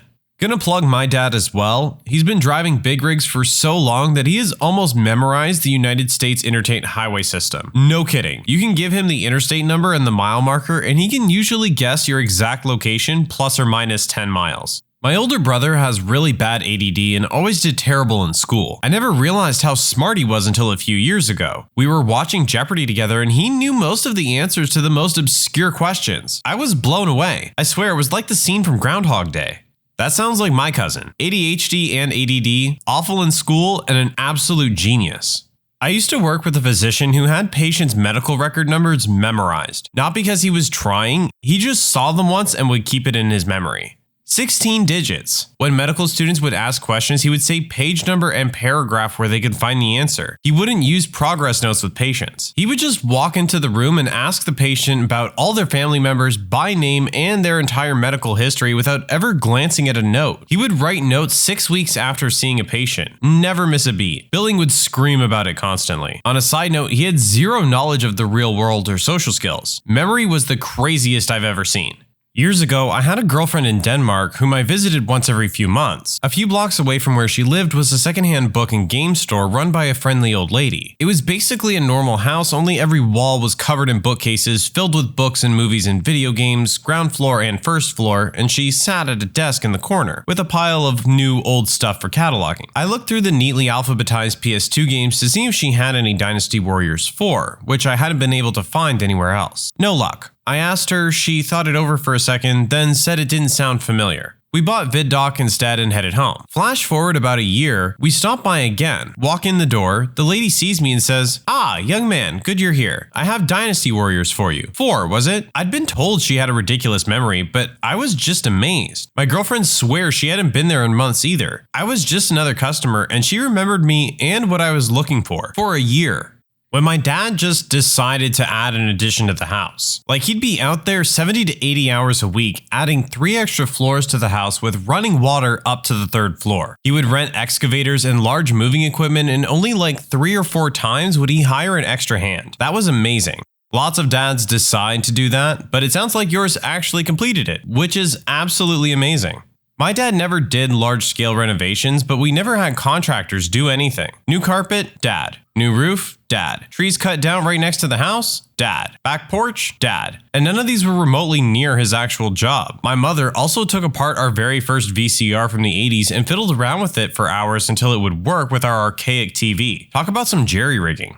My wife is smart, like 6 languages fluently smart without breaking a sweat. Has never not done well in school, always gets promoted, etc, etc. But no one in my family saw this because she's an introvert and tries to keep herself dumb so people get her and like her. My family and I are smart. She's next level up. So after we got engaged, family had a get together. As in cousins, friends, lots of people. As usual, we played some group games. She was reluctant, but I pulled her aside and asked her to try and fit in. She obliged, but was annoyed with me. Started with Pictionary. She schooled the room. Moved to a bunch of card games with a single deck, counted cards, knew everyone's deck, etc. Quiz board games, knew all the answers. Over and over again, she was dominant to the point of silencing my family. It was unnerving even for me. A few weeks later when we visited her family, "Oh, we don't play games with her. She plays to decimate the competition." "Oh, did you ever consider that you all need to get good?" My ex-wife is like this. No one in my family will play any games with her anymore because she always wins. There was this one time when she was on a winning streak, I decided to float the idea of all 7 of us against just her. She still won every round. Found out my little brother, age 12, has a legit photographic memory. He's a big Lord of the Rings fan and knows an abnormal amount about the series. Whenever he answers questions about it, he looks up and squints a bit. I asked him about it and it turns out that he's actually reading from the book in his head. He can even jump to random page numbers. He also knows a ridiculous amount of world history. I go to him when I need help with that. Sadly, he's adopted and we don't share the same genes. I'd like to be friends with your little brother. I'd take him to parties with me just for the Lord of the Rings trivia so I don't have to pull out the complete guide to Middle-earth. Just kidding, I don't get invited to parties. It would be interesting to find out if his memory is spatial with respect to books. If he had been reading from an ebook reader, whether he would have found it more difficult to remember. From your description of his memory, it sounds like he literally photographs the pages with his mind. Growing up, your dad is always that nut. At least mine was. Always thought of him as a joker who liked to invent stuff around the house. Long story short, when I was around 12, he made a basic hydrogen engine. He was on track to making it practical for his van and was so stoked, claiming he would get up to 4 to 5 more miles to the gallon. He was able to make a small hydrogen cell and a housing for it and set it in his van. It was so complicated, I can't even explain it properly. He got 3 to 4 more miles to the gallon, so his prediction was pretty close. He was then stuck on how to get more out of it, make it cheaper, and, maybe pitch his idea to get it on the markets. One day he was Googling new ideas and came across an Aussie uni that basically did the same thing before him. I don't know the details, but it crushed him. He stopped working on it, kinda stopped making stuff. A few years ago, I was home visiting and was walking through his workshop and found the cell tucked away all dusty. It dawned on me then that I will never come close to being as smart and intuitive as my father. I told him before I left too. My old man cried, I cried, it was great. Man, beautiful and sad. I bet it meant a lot to your old man hearing you say that.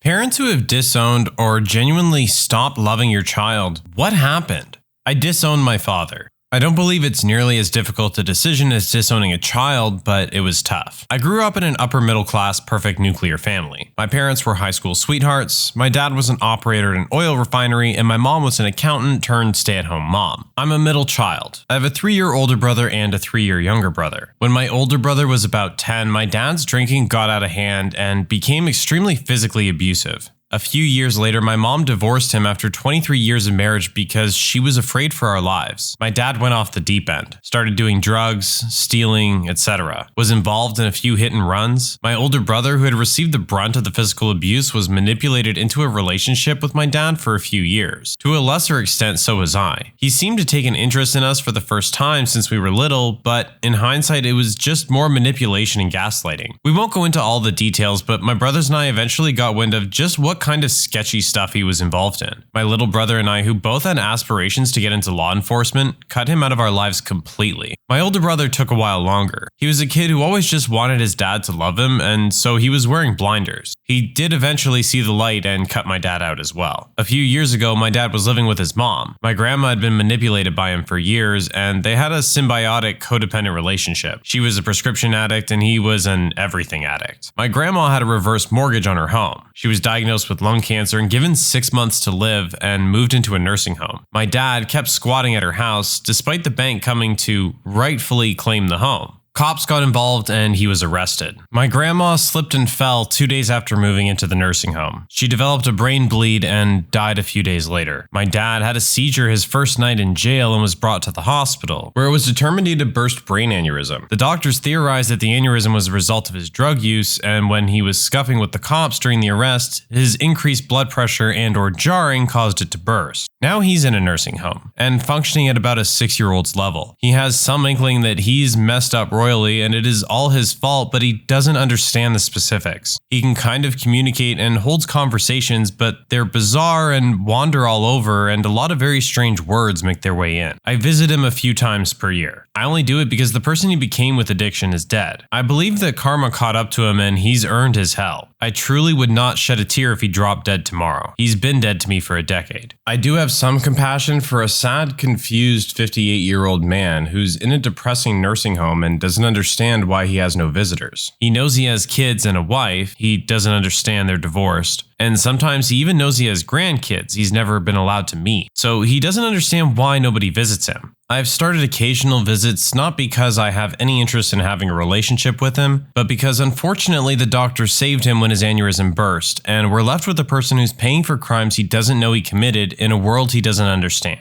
He sometimes cries when he asks to see pictures of that little boy, my nephew, his grandson, and I have to explain yet again why he isn't allowed to meet him. He asks me questions about that cop, my little brother, whose name he can't remember. He looks so proud when I tell him that his son is rising through the ranks and just became a canine officer. It's like a shard of the dad he was 25 years ago has surfaced, and everything in between only exists as a convoluted fever dream. It tears my heart open as a human to see his suffering, but in a really twisted, sick way, it gives me satisfaction that his actions caught up to him, which makes me hate myself even more than I already did. I doubt anyone has read this. It wasn't supposed to be a novel, but that's how I disowned my dad, then kinda developed a minimal relationship with the ghost of his former humanity that now occupies his body. My heart goes out to people who have had to disown a child. I was extremely fortunate to have an incredible mom and extended family to support my brothers and me, yet I'm still damaged from my time with him. Having to choose between compassion and love for a flawed person and your own or your other loved one's physical and mental well-being rips something open inside of you and leaves you permanently scarred. I read it, and it moved me deeply. You're an excellent writer, and I encourage you to keep sharing your words. Thank you, and I wish you and your family the best. My mother disowned me and my sister. She was a mentally ill, abusive alcoholic. She tormented us. I bore the brunt of it as I got older in an attempt to shield my sister. I was abused in every way a child can be. Mentally, emotionally, physically, and sexually. My boyfriend helped me get out. Well, forced my hand in leaving, and I'm so thankful for that. I'll never forget watching my sister get smaller in my rearview mirror, bawling her eyes out. That was one of the hardest moments of my life. I was leaving her there with my mother. We had tried getting help before, but my mother was a master manipulator. One day, after beating the tar out of me and ripping my hair out, we had gone with my sister's grandmother to the police, and me and my sister were berated and treated like criminals. Told we were ungrateful, spoiled brats. I didn't think calling CPS would help. A year later, my sister's grandmother and father begged me to help my sister. She was suicidal and miserable. They needed me to make some statements and talk to CPS. I was already low contact with my mother, but knew this would have serious consequences. I didn't care. I loved my sister more than anything. It was awful, and we were both disowned by my mother and most of her side of our family. It ended up being the best thing to happen to me. Me and my sister were both diagnosed with CPTSD and are trying to heal. I struggled with alcoholism myself and am almost 2 years sober. I'm happy with my life and where I am, and know that what I've been through has made me so strong. My sister is struggling with substances herself right now, and all I can do is pray and be there for her. I hope she can heal, but she's so very angry right now, which I get because I've been there. I hope she'll snap out of it like I did. I'm not a parent. I've never disowned a child. My parents disowned my oldest sister. I'm the youngest of 3 girls. My oldest sister had a horrible relationship with my father. Blames me for getting in the way of their relationship. She had her first baby to spite him when she was 16 years old. My father refused to give her any money because she met a deadbeat child predator and got pregnant again and again and again. She constantly put herself and deadbeat before the kids. Dad would send money to girls for Christmas and birthdays and never heard a thing. He finally gave up. She's 30, has 6 daughters, and lives in a mobile home in North Carolina. We hadn't seen or heard from my sister until June of this year. My oldest niece contacted me asking to come to Florida, where I live, for the summer to get her and her sisters out of the trailer. I agree, contact sister, and she agrees. I set up plane tickets and organized the rooms they'll stay in. When they got here, they were completely disheveled, clothes visibly dirty, smelled foul, so covered in lice that my white towels stained gray from removing them. My niece informed me that they had been without water and electricity for 6 months. They live in a 2-bedroom mobile home. There are holes in the roof, bugs and rats everywhere. As a family, we decide the girls aren't going back to North Carolina. We tell my sister to come to my parents' house in Florida to get her life together and get back on her feet. She refused because Deadbeat is not invited. Ironically, she found out that Deadbeat is cheating on her. She confronts him and he kicks her out of their crap hole trailer. Deadbeat said, "I would rather be homeless than live with you." Sister now works for the dollar store and doesn't pull her weight with kids. At least the girls are safe now. Edit. I never really finished my point with the story. My parents had disowned my oldest sister when she moved to North Carolina with Deadbeat for 6 years until my niece reached out to me through Facebook. I had never even met my 2 youngest nieces until this event. I regret turning my back on my sister. I really hate her and what she's put her babies through, but if we stayed in her life for those 6 years, we maybe could have prevented this. I took custody of a 4 and a 2-year-old the week my son was born because my sister's a heroin junkie. Much respect to you and your family. My siblings and I have stopped interacting with my oldest brother. We found out that years earlier he had molested at least 2 boys. He was an adult at the time. He showed no remorse and turned the story around to say that those boys were at fault. It was so disgusting to watch someone you grew up with treat people so poorly and show such a blatant disregard for others. The good news is that the remaining 4 siblings have become closer, and we are now able to appreciate the good we see in each other. It's true when they say if you could pick your family, it would look much different than it is.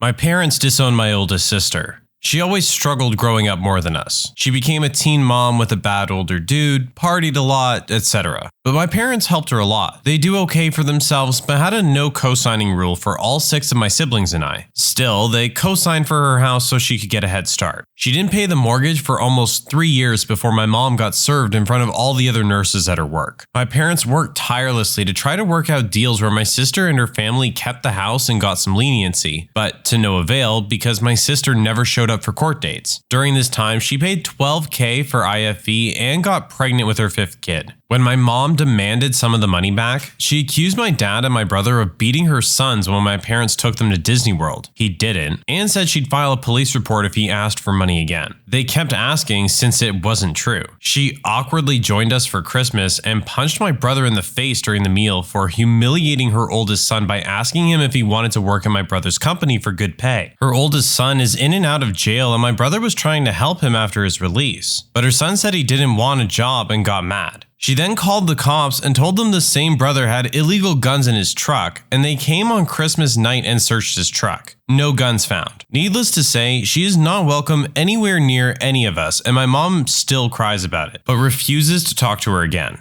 My heart actually aches for your mom. I hope she got more than just disownment. My mother and her sister were both adopted into a great family. Recently, my grandfather fell ill and we were told to prepare to say goodbye. So the family gathered. My grandmother has had a hard time with her memory since she had a brain hemorrhage, but she welcomed my aunt into her home during this tough time. Whilst my grandfather was in his final week, Wendy, the aunt, took my grandmother's ATM card and proceeded to spend well over $1,000 on herself and get herself a motel room. She also attempted to steal their car. When my uncles found out, she basically disappeared into the wind. After my grandfather passed and his funeral was all sorted, my grandmother went to an attorney to write Wendy out of any inheritance she would get from their estate when she passes. She didn't press any formal charges because the whole process would have been lengthy and more painful for her. She didn't need the extra stress. I'm pretty sure one of my uncles also threatened Wendy to make sure she stayed away from my grandmother from now on too.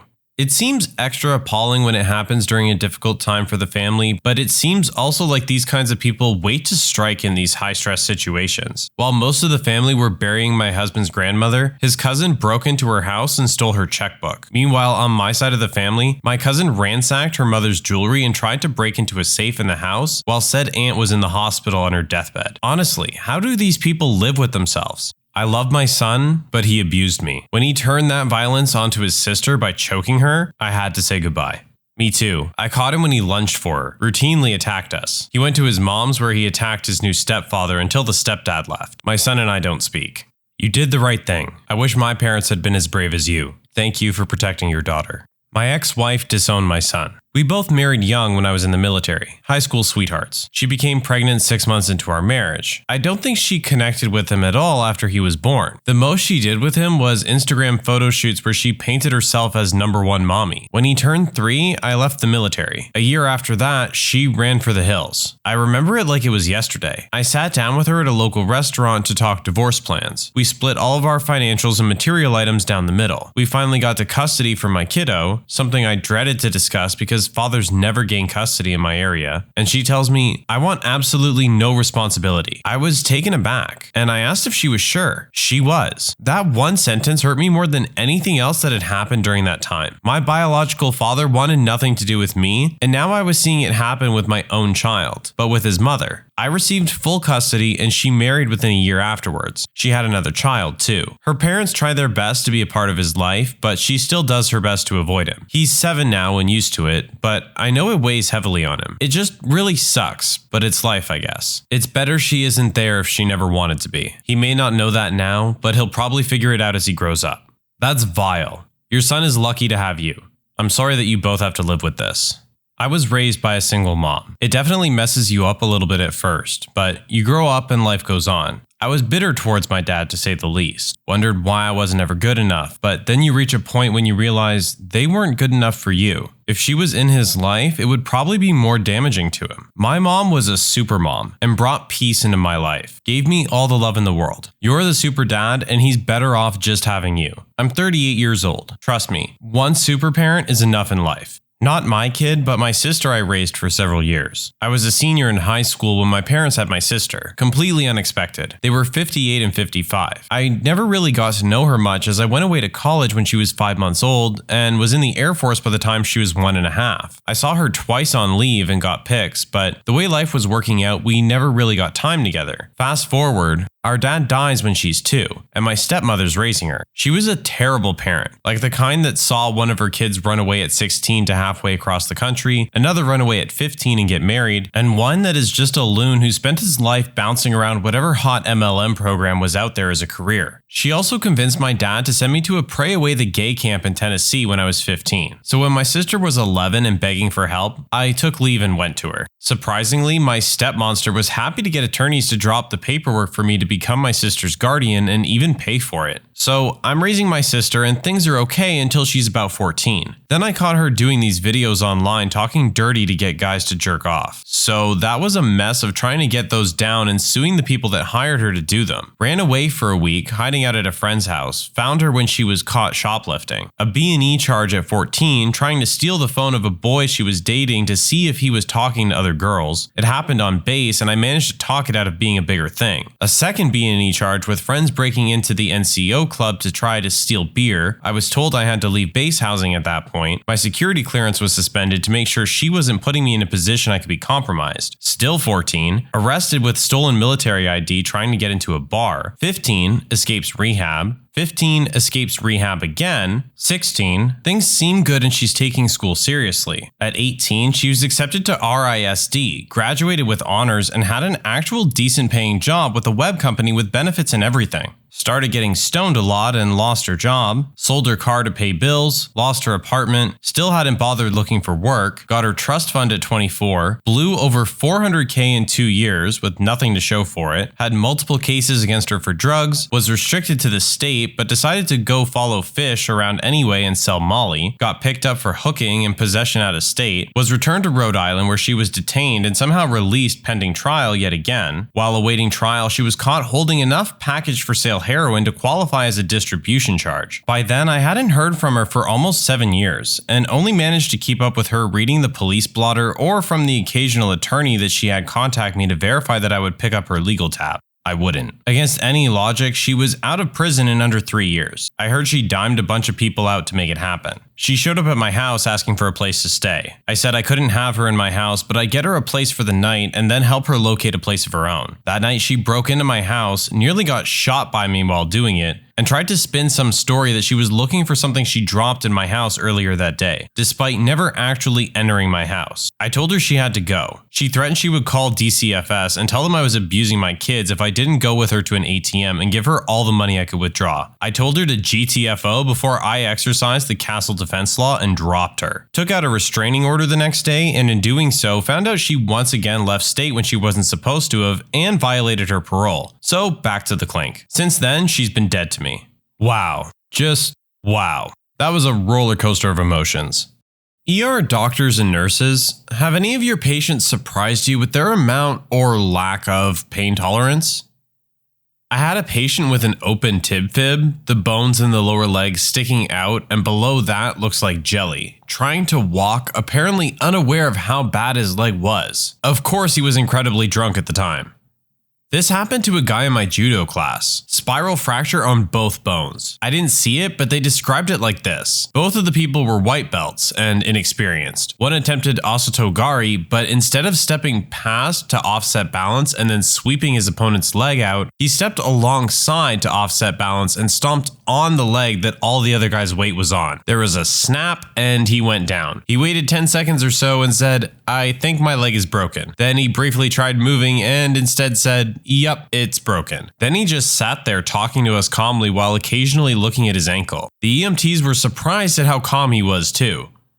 Working in a hospital has taught me the downside of abusing painkillers/drugs. Patients constantly come in here with long-term substance abuse issues, and now that they are actually hurt, MVC, broken bones, etc., you can give them enough drugs to put down a horse, and they still feel everything.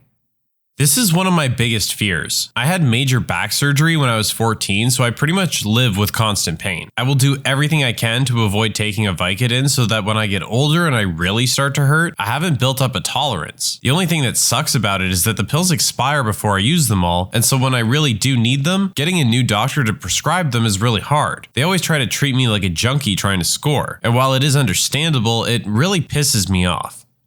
My husband is a recovering addict, started out abusing pain medication after back surgery and moved on to heroin later, and we found this to be true. He's 5 years clean. Last year, we had a grease fire in our house and he ended up getting second and third degree burns over 50% of his arms. At the ER and the trip to the burn center, he kept trying to not let them give him opiate pain medications for obvious reasons. When he finally let them give him something, it was 4 times a normal dose because of his tolerance to the pain medication. Even then, it only helped him for about 10 minutes before the pain was back. It's been a long recovery from his burn. He ended up having a skin graft done over the worst part of the burn on his left hand. And the pain management part has been the hardest part for both of us. He's still on pain medication for the aching in the graft site, but he has come so far.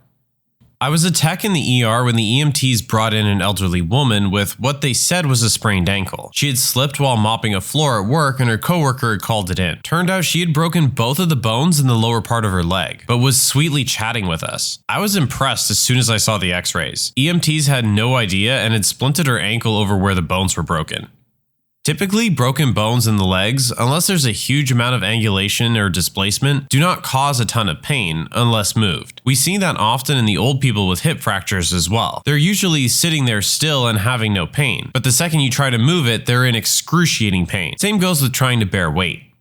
I broke a bone in my foot and didn't go to the doctor until a month after. The sprain wasn't healing. The bone set improperly on its own and it causes me pain. My parents were too cheap to pay for the surgery and I can't afford it now.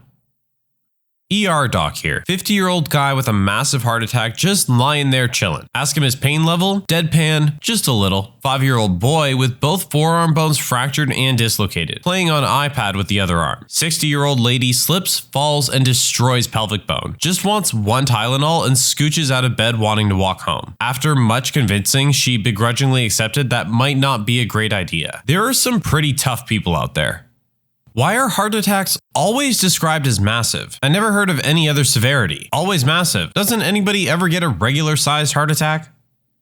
Fire/medic here. Farmers seem to be tough. One time, a guy pulled up into the front ramp, got out of his truck, and walked up holding his severed forearm in his other arm. Get him in the truck, take off. Along the way, he states he lived down the road and wanted to get to us quickly. When asked why he didn't call 911, he replied, "I just cut my arm, I ain't dying."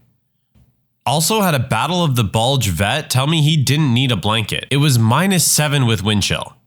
My grandma grew up on a farm in Alberta and was unbelievably tough. She once broke her finger by slamming it in a car door and splinted it herself with popsicle sticks and duct tape. Later, her appendix burst, but we didn't find out until they took her to the hospital because she passed out at dinner in the retirement home. She said she hadn't wanted to bother anyone by making a fuss. Finally, she was diagnosed with stomach cancer. It spread through her entire digestive system. After she went into hospice, my mom was cleaning out grandma's apartment and found every single prescription bottle of painkillers mom had picked up at the pharmacy for her, unopened in a drawer. Knowing mom would eventually find them, my grandma had written a note saying she preferred to keep her mind clear. She was seriously tough.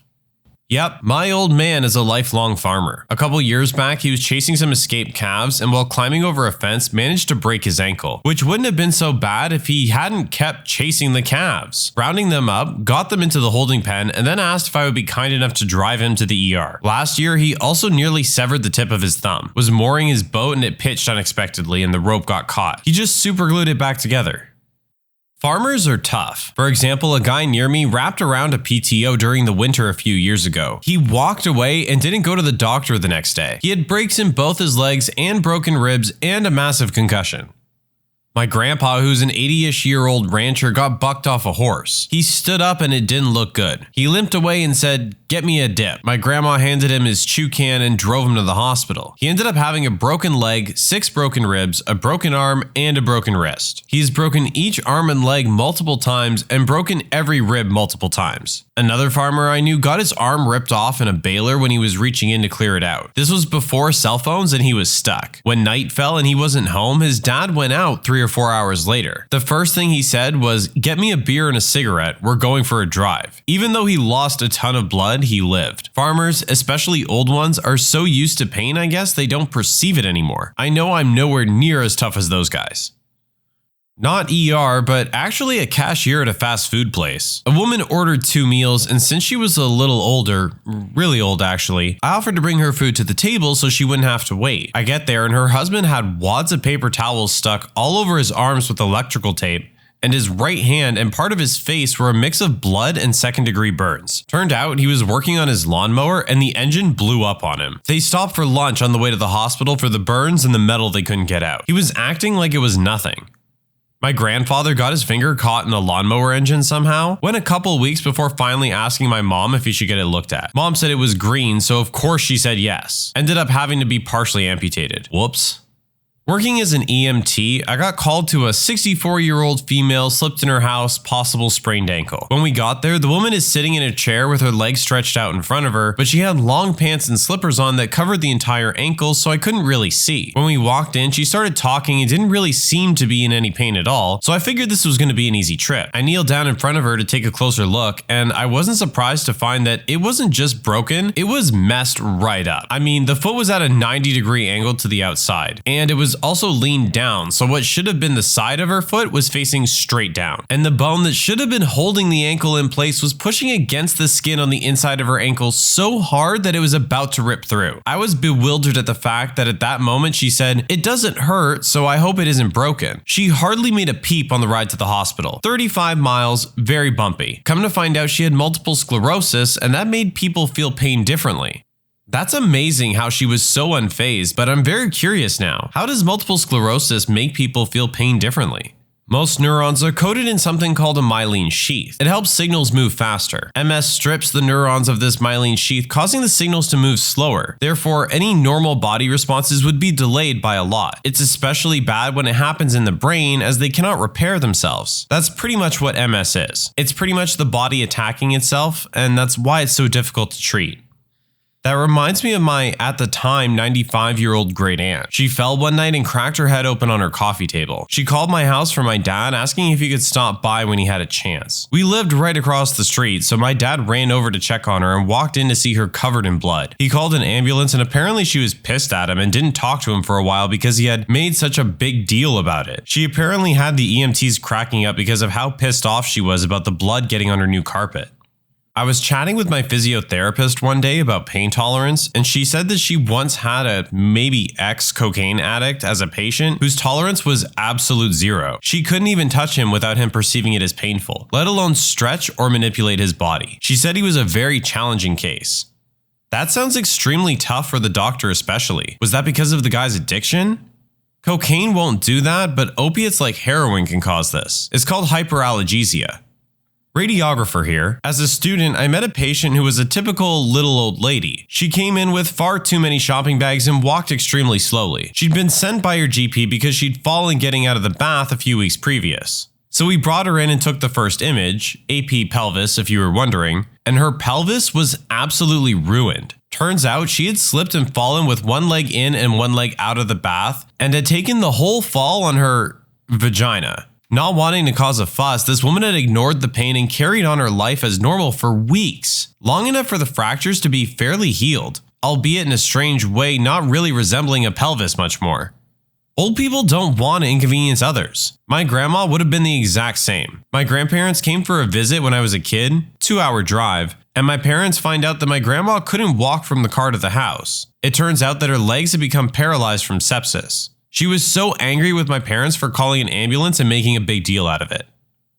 When I was studying nursing, I saw a man who had broken his knee in a motorcycle accident 3 days before. The knee was at least 3 times its normal size. The doctor asked him about the pain and he told him it wasn't that bad. He was mostly annoyed at his family who had taken him to the emergency room. My husband dropped a dirt bike on his leg when he was a teenager. The exhaust landed on him. He has a circle on his leg the size of a baseball from it where no hair grows. When it happened, he tried to hide it. He ended up not being able to walk and he started to smell from infection before his mom noticed and made him go to the ER. Sometimes people are dumb. He's lucky he didn't lose his foot. I'm an oncology nurse. My patients have some of the highest pain tolerances I've ever seen. They literally have tumors taking over entire cavities in their bodies. Huge masses pressing on places that aren't supposed to be pressed on, and literally eroding through their skin, and they will ask me for pain meds when I have a second. It amazes me. Not a doctor, but my goddaughter was born very prematurely, requiring a major open heart surgery at 2 weeks old. We were told by her docs that since she'd gone through so much surgical trauma the first few weeks of her life, as a neonate, her pain receptors and nerve endings would not develop normally. They gave us the example that if she put her hand on a hot stove as a kid, she would have sustained a severe burn before feeling any pain whatsoever. She never cried as a kid when she got shots, fell down, banged into things, even when it was enough to draw blood. I suspect her medical history was the cause. There's a great documentary out there about kids with a genetic disorder who can't feel pain. It might have been on Discovery or something. The first sign for many are when they chew off their own lips or bite off their own finger. What a crazy disease. I had much the same thing happen when I was a kid. I was born full term, but with a birth defect that required multiple surgeries and left me with severe nerve damage. My parents had to watch me pretty much full time until I was 3 or so, because I'd get injured and wouldn't really know it, or just wouldn't care. 5-year-old child with a severed finger, half hanging off, cool as a cucumber, and not even upset. Mom was in hysterics. I have a similar story involving a 21-year-old female. Severed her index finger in a door and I was the first responder. I controlled the bleeding until we could get her to the hospital, but she took it like a champ. I didn't hear a single peep out of her mouth. My grandma used to be a nurse. She said whenever a kid came in, they'd be hysterical or calm. The parent was always the opposite, like you described. My dad has an unusually high pain tolerance. He was cleaning a fishing pole in our backyard once, and he didn't notice that the pole had splintered and pulled his hand down on it. The force caused the pole to snap in half and drove itself all the way through his hand. He stood up, walked in the kitchen with pole hanging out of his hand, and calmly asked my mom if he should just pull it out or go to the ER. Since it was a fiberglass one, he opted for the ER, just in case something was broken off inside his hand. The list goes on and gets worse. The other was when he fell off a ladder and shattered his leg. The bone came through the skin and he was complaining about going to the ER. My mom used to have a habit of falling off of 6-foot ladders. She would be painting or something during the day when no one's home. If we came home and find her lying on the couch, we knew that she had fallen and cracked her ribs. She had lung surgery twice before and commented that the rib spreader hurt more than broken ribs. She had the highest pain tolerance of anyone I ever knew. That and she hated sitting still. Sounds almost exactly like my dad. He nailed his hand to a wall during construction with a nail gun, pulled the hand away from the wall, pulled the nail out, and drove himself to the hospital. Also drove himself to the hospital after collapsing from his first heart attack. Not a very smart guy. ER doctor here. I can't count on 2 hands the number of patients I've seen that are covered in tattoos and are scared of needles or IVs. I mean, complete phobia. It makes absolutely no sense. If anyone can enlighten me as to how this phenomenon can exist, I'd appreciate it. Edit? Thanks, guys. Seems like it's the appearance, depth, and the associated pain when things don't go correctly that create the aversion. To quote a friend of a friend when asked by an ER doctor who queried why he was freaking out over getting a tetanus shot after having a cut sewn up without anesthetic, that's why it's called an irrational fear of needles. I can only speak from personal experience. With tattoos, the needles are penetrating into the dermis. IVs and shots are going into the vein and muscle respectively. For me, it's the thought that the shots are much deeper. ER doctor here. My intern year in residency, I saw a 17-year-old kid who, while playing hockey, tried to stop a puck with a gloved hand. It struck his fingertip, injuring the base of his nail, causing a significant deformity. His nail bed needed repair, which requires first removing the nail. That's done by bluntly dissecting or separating the nail from the tissue below it. If your stomach didn't turn reading that and imagining it, congratulations, you have no soul. Typically, we use a numbing agent to eliminate sensation to the entire finger using something called a digital block. I put it in. After 10 minutes, he still felt me touching his fingertip. I tried putting some around the nail. He still felt everything. His mother said his father actually had a similar thing. Lidocaine didn't work on him. I offered him a different numbing medicine. We can inject Benadryl in that case, or even knocking him out. He looked at me in the eyes and said, "Doc, just take it off." Without anything? Yeah, it's fine. They fix our cuts without numbing medicine. But it's gonna hurt a lot. I have to scrape, I know. So I went at it. He grabbed a towel with his other hand and I went to work. 45 minutes later, the nail was off, he was repaired, and I replaced the nail in its rightful place. The kid didn't even make a noise. Hockey players are tough. I have the same issue. The lidocaine family of anesthetics does nothing to numb pain for me. Neither do any of the others I've had used on me. This makes procedures like that nail thing a bit pesky. Dentistry also falls into the same category. The worst thing I went through was my vasectomy. The doctor did his usual injection of anesthetic and I did my usual, "Yep, it's numb" response, since they won't do anything without jabbing you with needles. Nothing was numb, but we went through with it anyway, just like every other time I had to have something done. It was worse than getting stitched up, but not as bad as a root canal. I've had a dislocated shoulder reduced, a separated shoulder reduced, broken ribs realigned, several lacerations stitched up, a thumbnail repair, and other stuff done without being numbed up. I usually do the towel trick like the kid. What's the juiciest rumor at your school that turned out to be 100% true?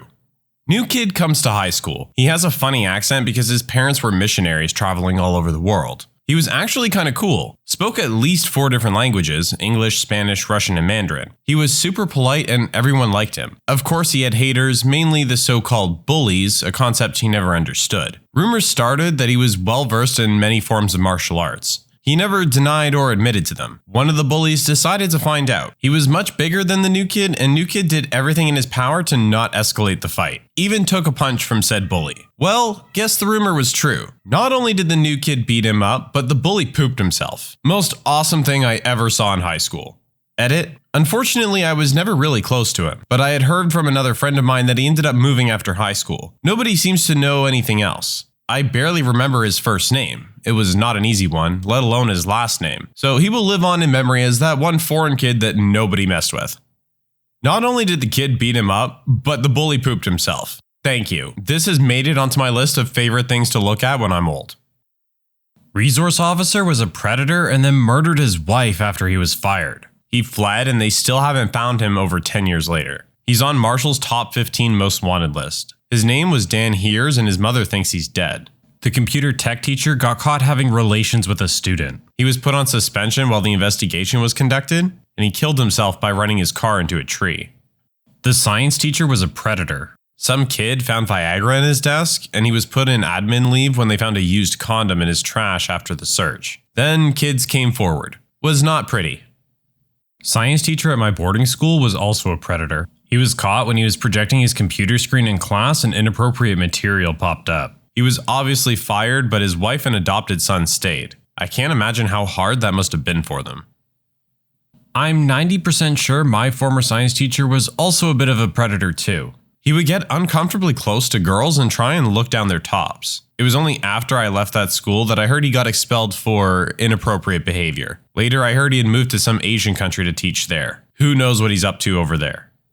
2 teachers that were married to each other were sleeping with students. The husband was the first to do it and the wife found out and slept with some of her students as revenge. Also, the resource officer was sleeping with some of the 18-year-old seniors. All got confirmed when they were fired for it. Well, the teachers got fired. The officer got moved to bicycle patrol. My school had a similar incident. Wife was fired for sleeping with a student. They got divorced and then the husband was fired a few years later for the same thing. The students were 18, so no one went to jail. Ah, yes. Find out your husband's cheating on you? Don't divorce him. Nah. Start cheating too, with people that will get you fired and possibly jailed. This one girl would make those colorful friendship bracelets made out of needlepoint floss for every guy she gave a BJ to. There were lots of bracelets. Is that so she keeps track of repeats? Rumor had it that a teacher was sleeping with some of his students that wanted to get higher grades. No one believed it to be true because he was married and just had his 3rd baby. 100% true, and all the students were proud of it. He's still in jail 5 years later. This is one thing I've never understood about the American education system. Why do you have your teachers set your exams and give you your grades? Surely it defeats the point of having an examination in the first place and risks students/teachers blackmailing each other as seen here. That there's an underground bunker from the Cold War era below the school. Not only is it there, but it turns out you can access it from the PE changing room through a secret trap door. Edit, it's in Krakow, Poland because so many of you were curious. But looks like there's actually lots of schools that have one.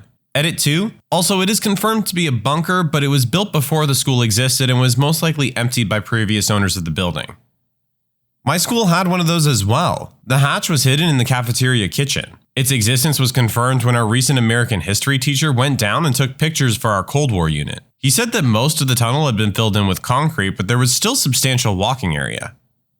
My school had one of these. Though it wasn't hidden under a trap door, there was a door to it in the theater. The door led down to the pit under the stage, and the back of that led to the area that could serve as a bunker. The bunker actually led to a system of tunnels that then connected it to the middle school that was about 3/4 of a mile away.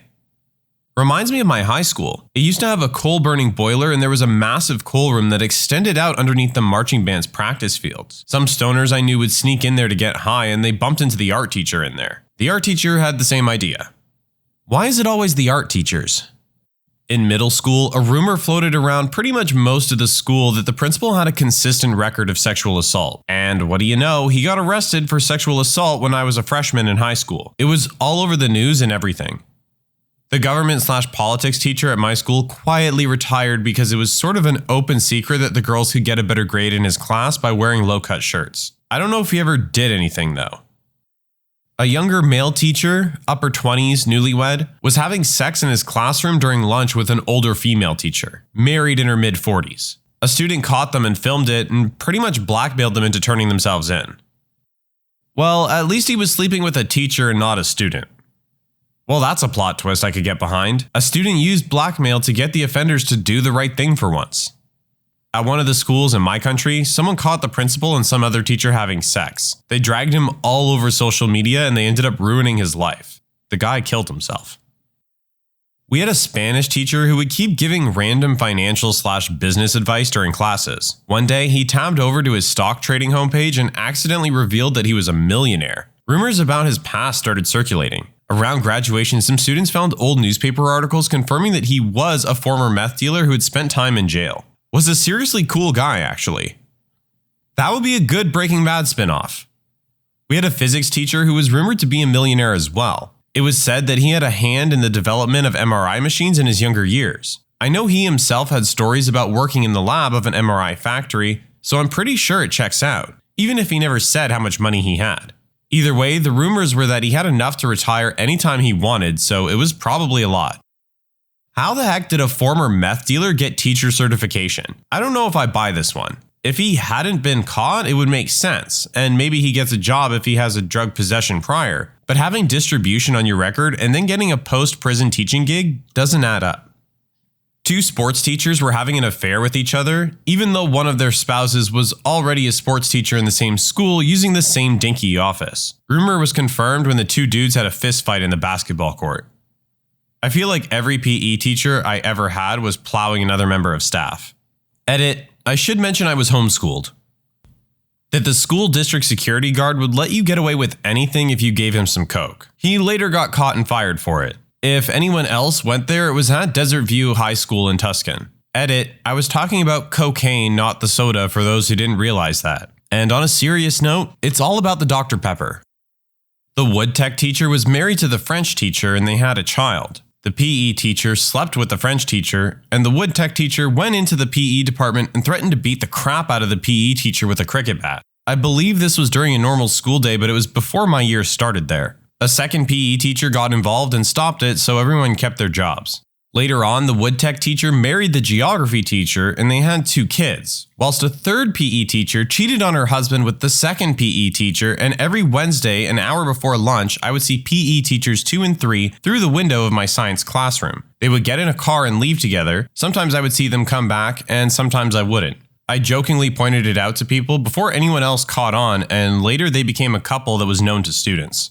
Final count, 6 teachers, 3 pregnancies, 2 affairs, and 1 angry husband with a cricket bat. Teacher from my high school. Girls were creeped out by him and constantly reported him for making them uncomfortable. He was quite obese, belly hung to his knees, so the school and other students wrongly assumed these girls were being rude. 6 years later, he's in jail for getting caught with inappropriate material on his computer, alongside upskirt photos of girls from my school. My science teacher got caught with inappropriate material on his computer too. Genuinely though, predator teachers are probably more common than we think. Oh god, this is why people need to believe teenagers when they report any sort of sexual misconduct.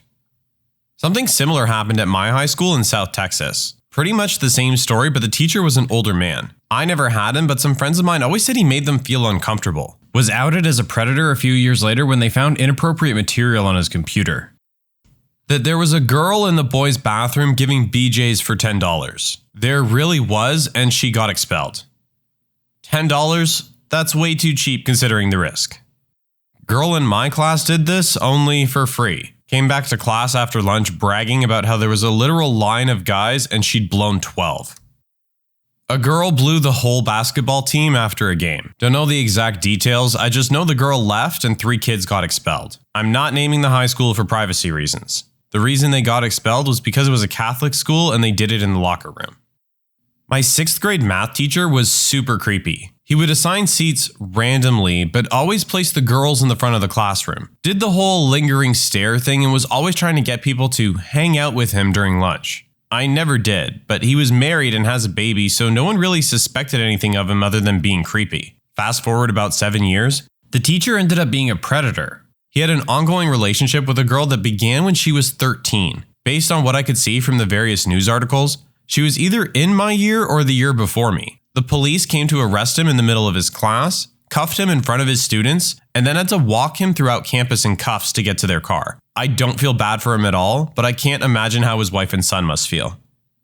The same exact thing happened at my school, except he was an art teacher. What is wrong with the world? Probably not the juiciest thing, but the one I remember because of how I found out. A few of our high school library walls were weird, sort of a lowercase b shape. So there was this empty space behind the bookshelves up against the walls. Tunnels, basically. Word was students were messing around in there. I worked in the library, had to move the shelves, clean the tunnels, found used condoms. It was an all-boys school at the time, if that matters. Mind, the condoms weren't the worst thing really. The leftover food debris in there was worse. Stuff like chicken bones. Edit. A couple years later, I was talking with an ex-schoolmate. Another guy from our graduating class comes in. I hate that guy, my friend says. He's gay. Dude, you're gay. There's gay, and then there's so gay other gay people think you're too gay. Turns out that gent had been one of the entrepreneurial fellows selling services for a few dollars ago. I wasn't shocked since I already had some idea, but I was surprised that the going rate had been so cheap. You know you've hit rock bottom when you'll give a blowy for a piece of fried chicken. Either that or that's some awfully good chicken. There was a rumor that our female English teacher was sleeping with the starting QB and that her youngest child was not her husband's but the QB's. She was caught sleeping with a different one of her students years later, and it is now known that she has slept with a number of former students, including the QB. Now people really think her youngest kid isn't her husband's. When I was in middle school, the big joke rumor was that 2 teachers were banging. Years later, everyone finds out that not only were they having an affair outside of their respective marriages, but that the male teacher was cheating on both women with a man. The female teacher moved away and ended her own life. The entire situation was unbelievably messy. I'm always amazed at people who have the energy and time to cheat. Like, how did he stay organized enough to fit in a wife, a mistress, and a gay lover while working full-time? It just sounds exhausting. The physics teacher was sexting and sleeping with one of his students. Not sure if she was 18 or not at the time. Although, honestly, no one was surprised. He was a little too friendly toward the girls and changed his pants in the back of the classroom once. He ended up leaving for personal reasons over Thanksgiving break, but of course it got out. Sadly, his wife was in her 3rd trimester, which probably didn't make it any easier for her to find out her husband was sleeping with a high school student. I feel a disproportionate number of the predator teacher stories involve a pregnant wife or just born child. That within the first 2 weeks of school starting and everyone meeting each other, one of the girls had a threesome with 2 guys who didn't really get along. So she convinced them to make love, not war. We had a study hall teacher who was a huge hard ass with a handlebar mustache who was retired Navy. Turned out he was a hardcore gay/BDSM porn star in the early 2000s. He got fired even though it was long before his time teaching. I ended up writing a letter to the administration, county, and their attorneys, but he stayed fired. I guess it would be hard to command respect from students when Googling his porn name immediately brought up a pic of his balls bound in leather. Our math teacher in high school had a student teacher she was helping train to take over for her when she went on maternity leave. The student teacher was maybe 20 or 21 and a fairly attractive young woman, so naturally all the guys in the class had a crush on her. One guy in particular was a super senior, around 18 to 19. He flirted with her non-stop and she would act super embarrassed and blush and, in a non-committal way, tell him to knock it off. I'm sure you see where this is going. Well, towards the end of the semester, he bragged about going out on a date with her and how they went to the movies, then he went back to her place and they had sex. We all thought he was full of it, but the rumor got around the school and of course the teachers and faculty found out. Then one day, she's just gone, and we had substitute teachers for the rest of the semester. We all knew what happened. Looking back, it's kind of a shame that she probably wrecked her future teaching career because of him. Yeah, teachers shouldn't start that young with people they were allowed to bang a few weeks ago. A girl got caught giving her boyfriend a blowjob in one of the stairwells of my school. The government teacher, one of the most ultra-religious and pure-hearted individuals on earth, was the one who caught them. Ended up in a science class with the girl. She did not care at all that she got caught and took her legend status like a champ. Still makes me laugh over a decade later. Similar thing happened at my school, but the guy got put on the predators list even though they were both 14 and the girl initiated it. She wasn't punished. Georgia schools suck. There was this couple I knew in high school who did stuff like this. Our school was small and we just had tables, mesh tables, important, out on a black top that served as an all-purpose courtyard and lunch area. Since the girl wore skirts, they would often mess around under the table during lunch. Teacher walked by and somehow didn't notice. She even blew him a few times in full view of everyone, thinking she was being slick. Also, there was this time I had to deliver something to the chem room and this girl, different girl, was giving a hand job to 2 guys at once during class. Their seat was in the back, but in line of sight of the teacher's desk. Don't know how they never got caught.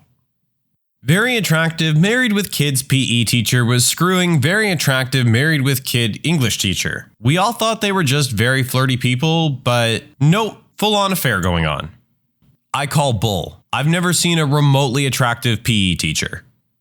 The music teacher in my high school was rumored to have been fired for sending explicit photos to a female student. There had been subs taking his place for nearly a month. The principal said he was too ill to come into work, and eventually another rumor that he had cancer started spreading around. He had been bald longer than anyone could remember. If you asked any of the school's staff what was going on, they would just say, "He's just sick right now, we don't know when he'll be returning." One day in my physics class, everyone in the class pestered the teacher for the whole period until he finally gave in. Some people were still trying to argue the cancer story. One student asked the physics teacher, "Did he send photos to that girl?" And he finally said, "The thing that you think happened, it happened." The student said, "So he did?" And the teacher simply nodded his head yes. A month or so later, the music teacher showed up in school. Everyone was running up to him in the hallway asking what happened. He dodged every question, and the last thing I heard him say was, "I'm just here to get some things." He didn't teach his class that day, and I never saw him again.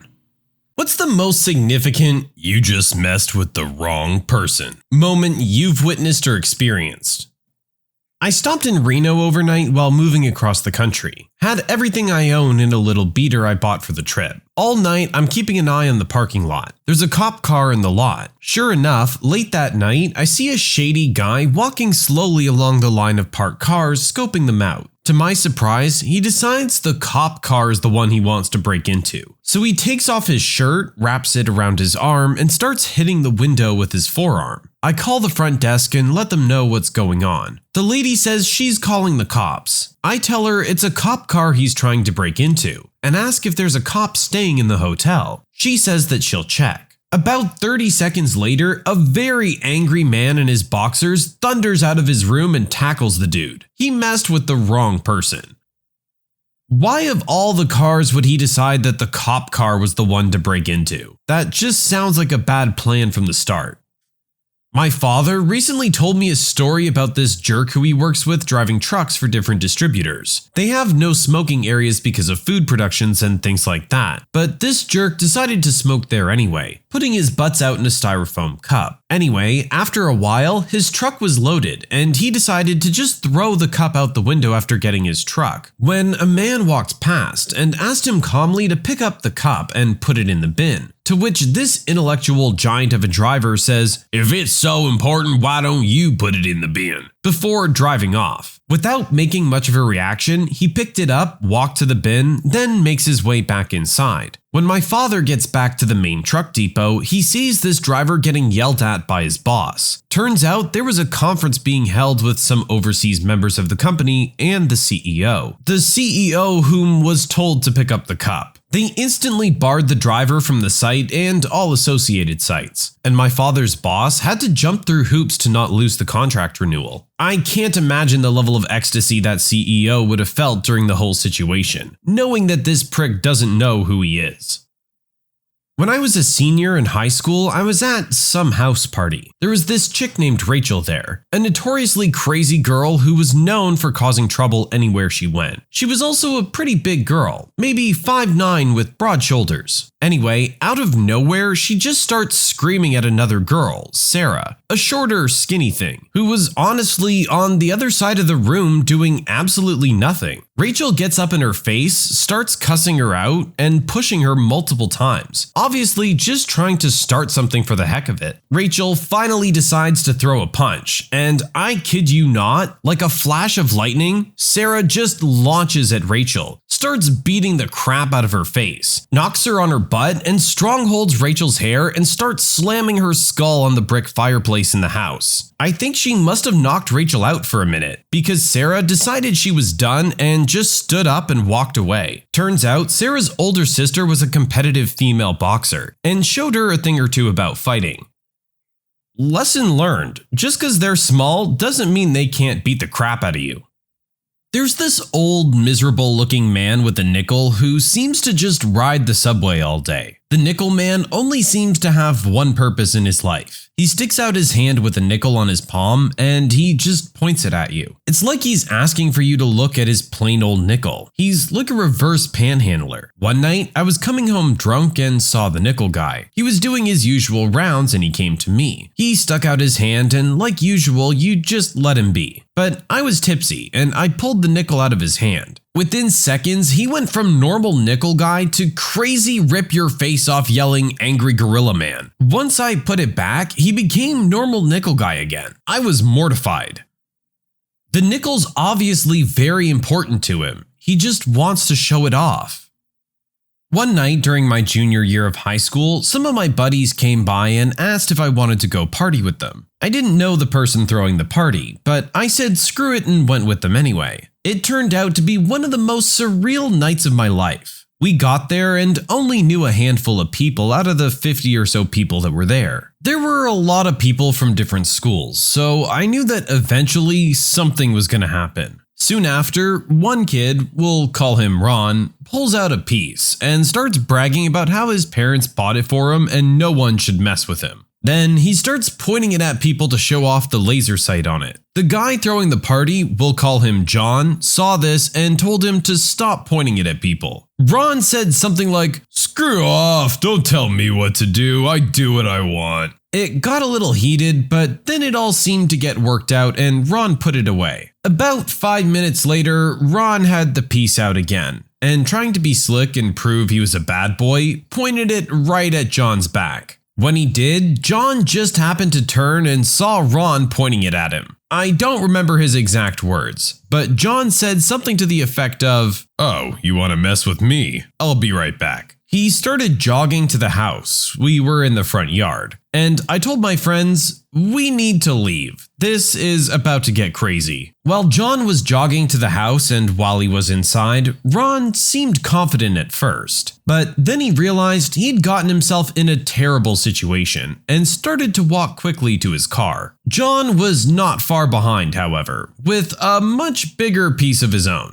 Ron got to his car and got in, but he was blocked in and couldn't move. John walked up to the car and tapped on the window. Ron cracked the window about an inch and was crying, probably begging for his life. All while John calmly talked to him. I couldn't hear what was said, but I did hear John finally say, "Stop crying, you look like a real wuss." He started to walk away, but then all of a sudden he stopped, turned around, and fired at Ron's face from about 8 to 10 feet away. We all thought for sure that we had just witnessed a murder, and scattered like roaches when you turned the lights on. I remember looking back and seeing John calmly walking back into the house while everyone was running around him. That was what freaked me out the most. His calmness. Turns out Ron lived, and John was charged with attempted murder and a few other things. Ron had reconstructive surgery to repair some of the damage, but he was badly disfigured. I don't remember if John was found guilty or not, but I do remember hearing that Ron won a settlement from John's family. He bought a new Cadillac and whatever else he wanted, but he was super depressed about his disfigured face and got hammered constantly. He died in a single car drunk driving accident not too long after. I'll never forget that night.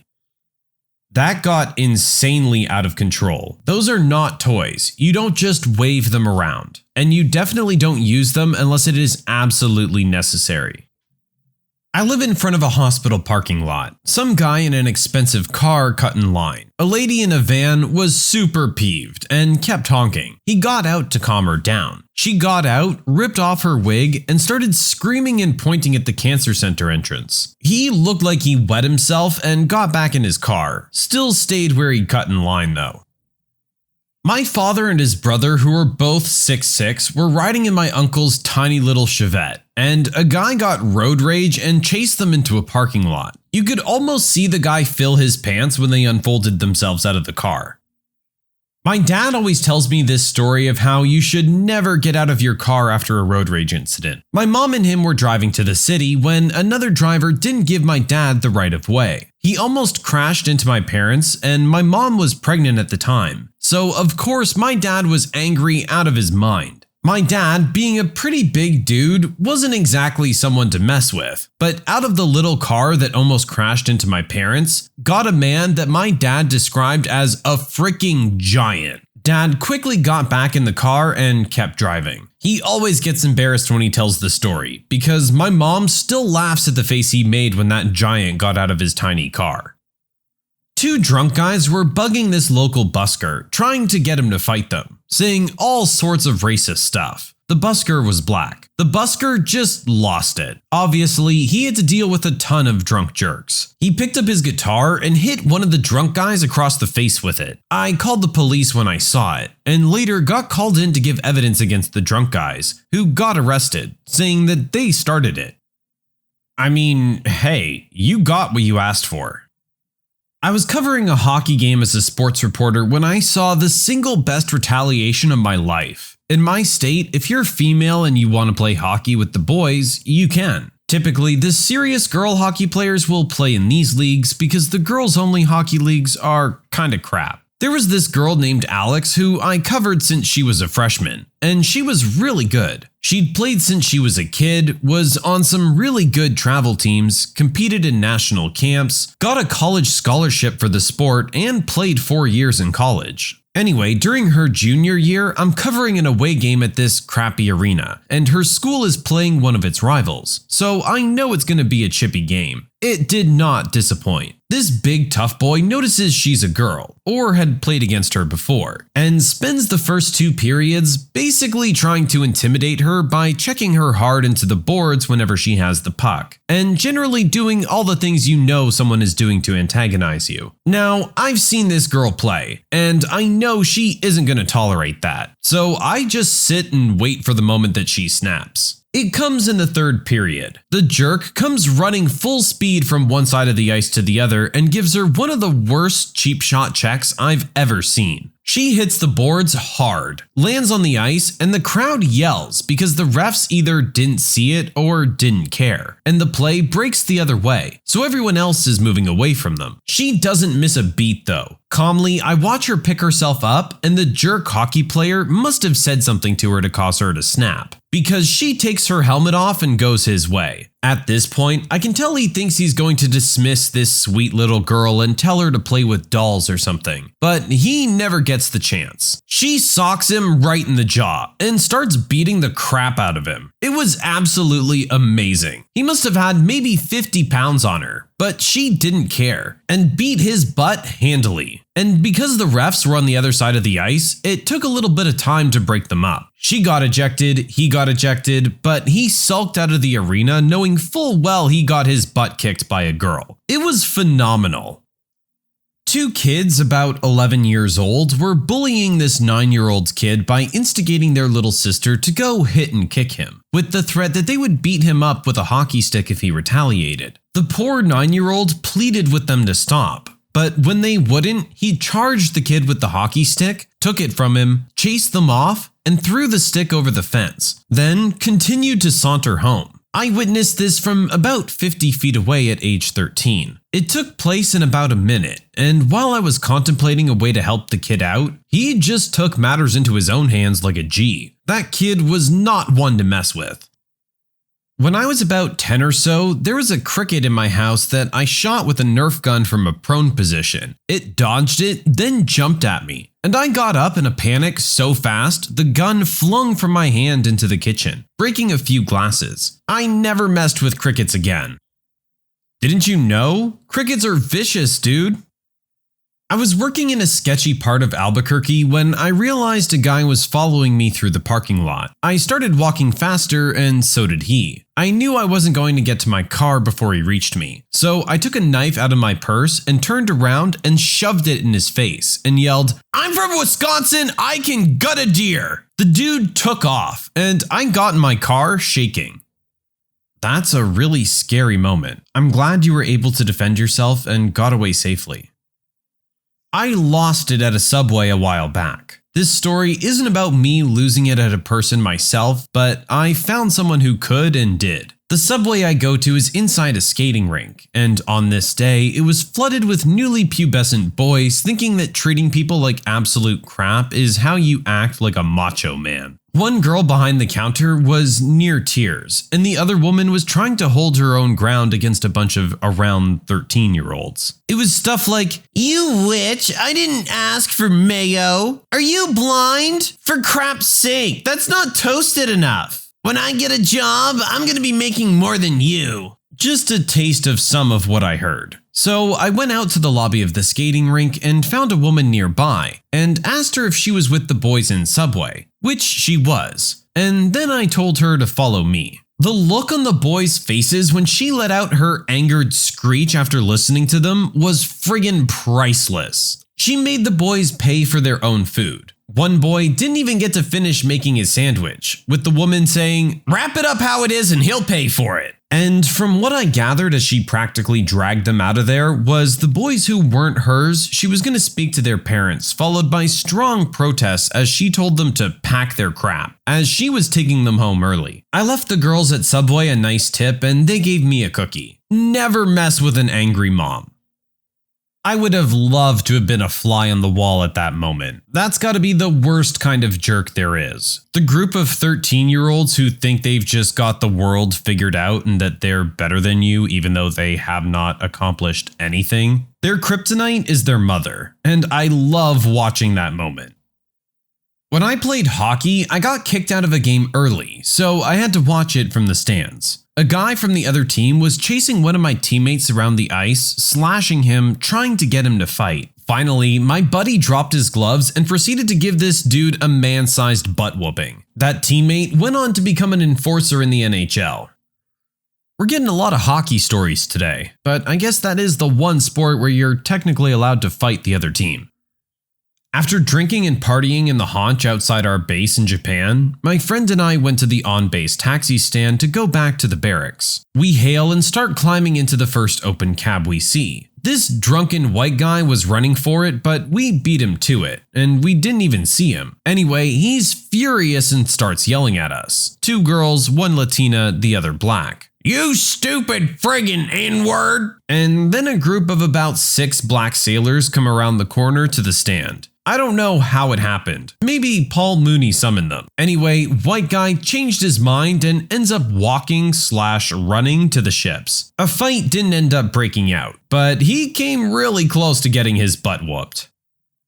I work at a restaurant and 4 punks decided to dine and ditch. They ran out and got away, but luckily I overheard one of their names while they were eating. Long story short, I tracked him down on Twitter and the direct messages went like this. Me. Haha. Nice try. We know who you are. You owe us $40. Bring the money or we're reporting you to the police and your school. You have until Sunday night. 1 minute later. I'm terribly sorry for this horrible incident. I'm bringing the money right now. I'm terribly sorry. It wasn't even my idea. I had no choice but to run also, or else I'm in trouble. We left the bag of money. 15 minutes later after I sent the message, a guy literally opened the front door and threw a Ziploc bag full of $40 of cash and change into the restaurant and ran away. Tools. I bet they thought it was real friggin' funny at the time, too. I work in a law office and regularly have to file documents with the court. I've learned from watching one interaction not to mess with the clerks at the filing window. A lot of people probably don't know or wouldn't believe how detailed the rules are for submitting documents to the court. There are rules regarding the type of paper you can use, the exact spacing of the heading on the paper, the exact measurements of the 2-hole punches at the top of the sheet, all kinds of things. There are literally dozens of rules on how to format your filings. In my experience, these rules are rarely enforced. The clerks will reject documents if there are major errors, missing signatures, or filled out incorrectly, things like that. But will usually let things slide like your 2-hole punches not being precisely 2 3/4 inches apart. But there was one day where I saw a clerk take sweet revenge against someone who had it coming. I was standing in line waiting to file something, and a notoriously huge jerk of an attorney got called up to the window. The clerk asked him something like, "I'm really sorry, Mr. Jerk, but you're missing some attachments to this form." He reacts as if she had just stood from her chair, flipped him the bird, and went and pooped on his mom's grave. He starts yelling about how she didn't know what the heck she was doing, and that a trained monkey could do her job, that he would complain to her supervisor, and on and on and on. He goes stomping away, and she looks much calmer than you would expect for someone who just got reamed out by this enormous jerk. I get called up to her window and say something like, "I'm so sorry you had to deal with that." She replies, "It's fine, he's on my list now." I'm curious, so I ask what she means. Her response was fantastic. She says, "Mr. Jerk handles a lot of family law cases. He'll be wanting to file things here, and his paperwork is bound to land on my desk. For people like him, I get out the formatting sections of the rules of court, and I make sure he's followed every one of them." She points to my filing and says, "Your 2-hole punches look off. You see how one is higher than the other? There's supposed to be a certain distance from the top of the page. I'm not going to reject yours, but next time he drops something off at the filing box, you better believe I'm going to bust out my ruler." I let her know that I think that's awesome. But once he's seen the reason his document was rejected, he'll just have an assistant fix it or whatever. She replies, "We don't have to tell him why it was rejected specifically, just that it violated some rule of formatting. He can figure that out for himself if he ever wants to have another document filed." She looked so happy. This woman has got to be one of the most petty, evil, conniving people I've ever heard of. I want to travel the world with her. What's the quickest you've noped out of a job? It was a shop that refurbished train suspension hydraulics. 40% of the guys were missing at least part of a finger. Maintenance guy was missing 4 on one hand and 1.5 on the other. Half the guys were intoxicated, and the guy training me stormed out halfway through the second day. I was like, yeah, I'm just gonna dip now. I'm sure your fingers really appreciate that decision. Many years ago, I worked at a popular sports bar as a line cook. First day, they had me train with a guy who didn't speak English for 2 hours. Not a huge deal. Mostly you observe people in a kitchen and that's how you learn. The owner came back and said she was scheduling me to be alone the next day, which was Super Bowl Sunday. I noped out of there so fast. I left right then and there. I'm willing to bet the person who left that position before you left for the exact same reason. I worked for a newspaper for most of a week. I was expected to use my own laptop and software. No IT, and I'd have to share logins and passwords with 3 other people and guess when they would need them. For me, it was 1 week. It was 1985 and a collections agency was looking for an IT guy. It was basically desktop support on some IBM PCs. It took me a week to realize what a soul-deadening place that was, and I bolted. It was mutual, actually. They saw how I was reacting to some of the techniques the collectors used. The targets were mostly old people who were encouraged to sell family heirlooms and the like to pay off debts.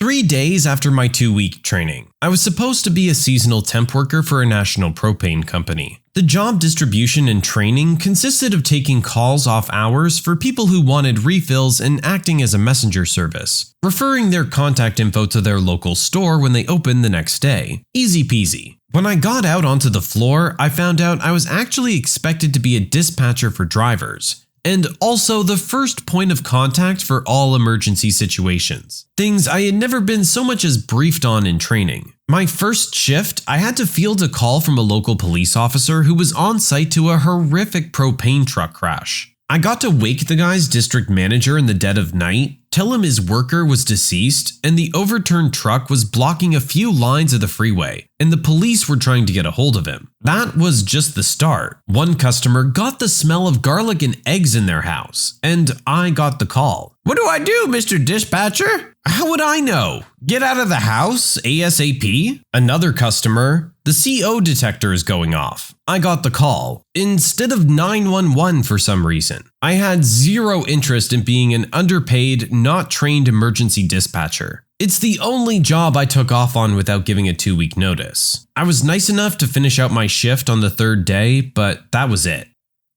Honestly, you were way too lenient on these guys. That's a serious position to be just dropping you in without the appropriate training. I would have gone a step further and reported them to the proper authorities. Someone needs to be properly trained in that position. You're handling emergencies. You can't afford to just be any old Joe.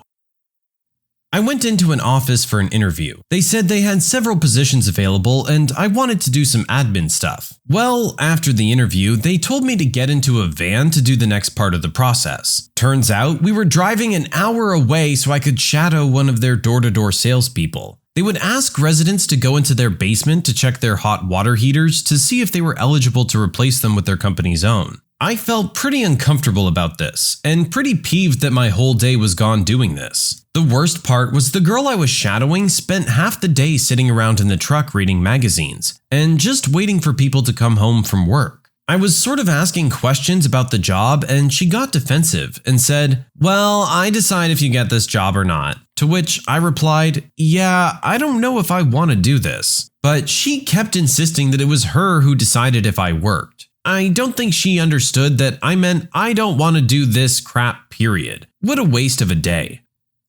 Yeah, a lot of companies like this have really sketchy hiring processes, where you think you're applying for one job and then you get dragged out to something like this. I'm sure a lot of people just get an Uber and go home at that point. Found out that the educational assistance they touted in their advertisement applied only to full-time employees, and that they both defined full-time as no fewer than 40 hours and kept anyone that would apply for that assistance from ever being qualified for it. None of this was advertised, and the people I interviewed with assured me, a college student, that working 21 hours a week would get me benefits. Too bad I read my contract before signing it and called them out. Don't lie to your employees, especially during an interview, on something that can be easily and swiftly disproven. If you're willing to lie to me about this, what else are you willing to lie to me about? Mine had to be when I was 18 and working at Blockbuster. I was helping the manager during the before open shift, getting new items stocked on the shelves that came in that morning. My mom called me and told me that my dad was having a heart attack, and she was panicking while waiting for the ambulance. Why did she call me at work to tell me this? The Blockbuster I worked at was in a strip mall type area behind my cul-de-sac. My house and the Blockbuster was separated by a small alley and a 3-minute walk. I told my manager what was happening and asked if I could leave to help my mom while they waited for the ambulance. She said no. I just stood there looking at her. thinking she couldn't be serious. I would be gone for all of 10 minutes and back helping her if needed. She stressed how important it was to get things done that needed to be done, and I could only leave if I called around to the other workers and found someone to come in and cover for me while I was gone. I took off my name tag, slammed it on the counter, and walked out. I never went back for any reason. For any who might wonder, my dad came out fine and was in the hospital for a few days. I was interviewing for a contract position at a very small game development company, and they told me that they were looking for someone to help finish up an existing project. Literally, the game looked like it was made in MS Paint, as if they had just hired some random guy off the street and asked them to make some art for them. Granted, it's a mobile game and sold for the standard 99 cents, so maybe that's not the worst. But the game itself doesn't look engaging at all either. But I figure, worst comes to worst, I could make some money on the side with some low effort. Then they told me that my pay would be a percentage of the sales. Noped right out of that one. I was pretty well qualified, but between jobs and receiving financial support, I get an interview with a small company. I'm looking forward to earning some money again. The boss/interviewer is a huge jerk. At one point, he asks me if I feel guilty that people like him are supporting me. I politely inform him that he'll have to support me a bit longer while I find a suitable job. I tell him that the interview is over, but thanks for your time.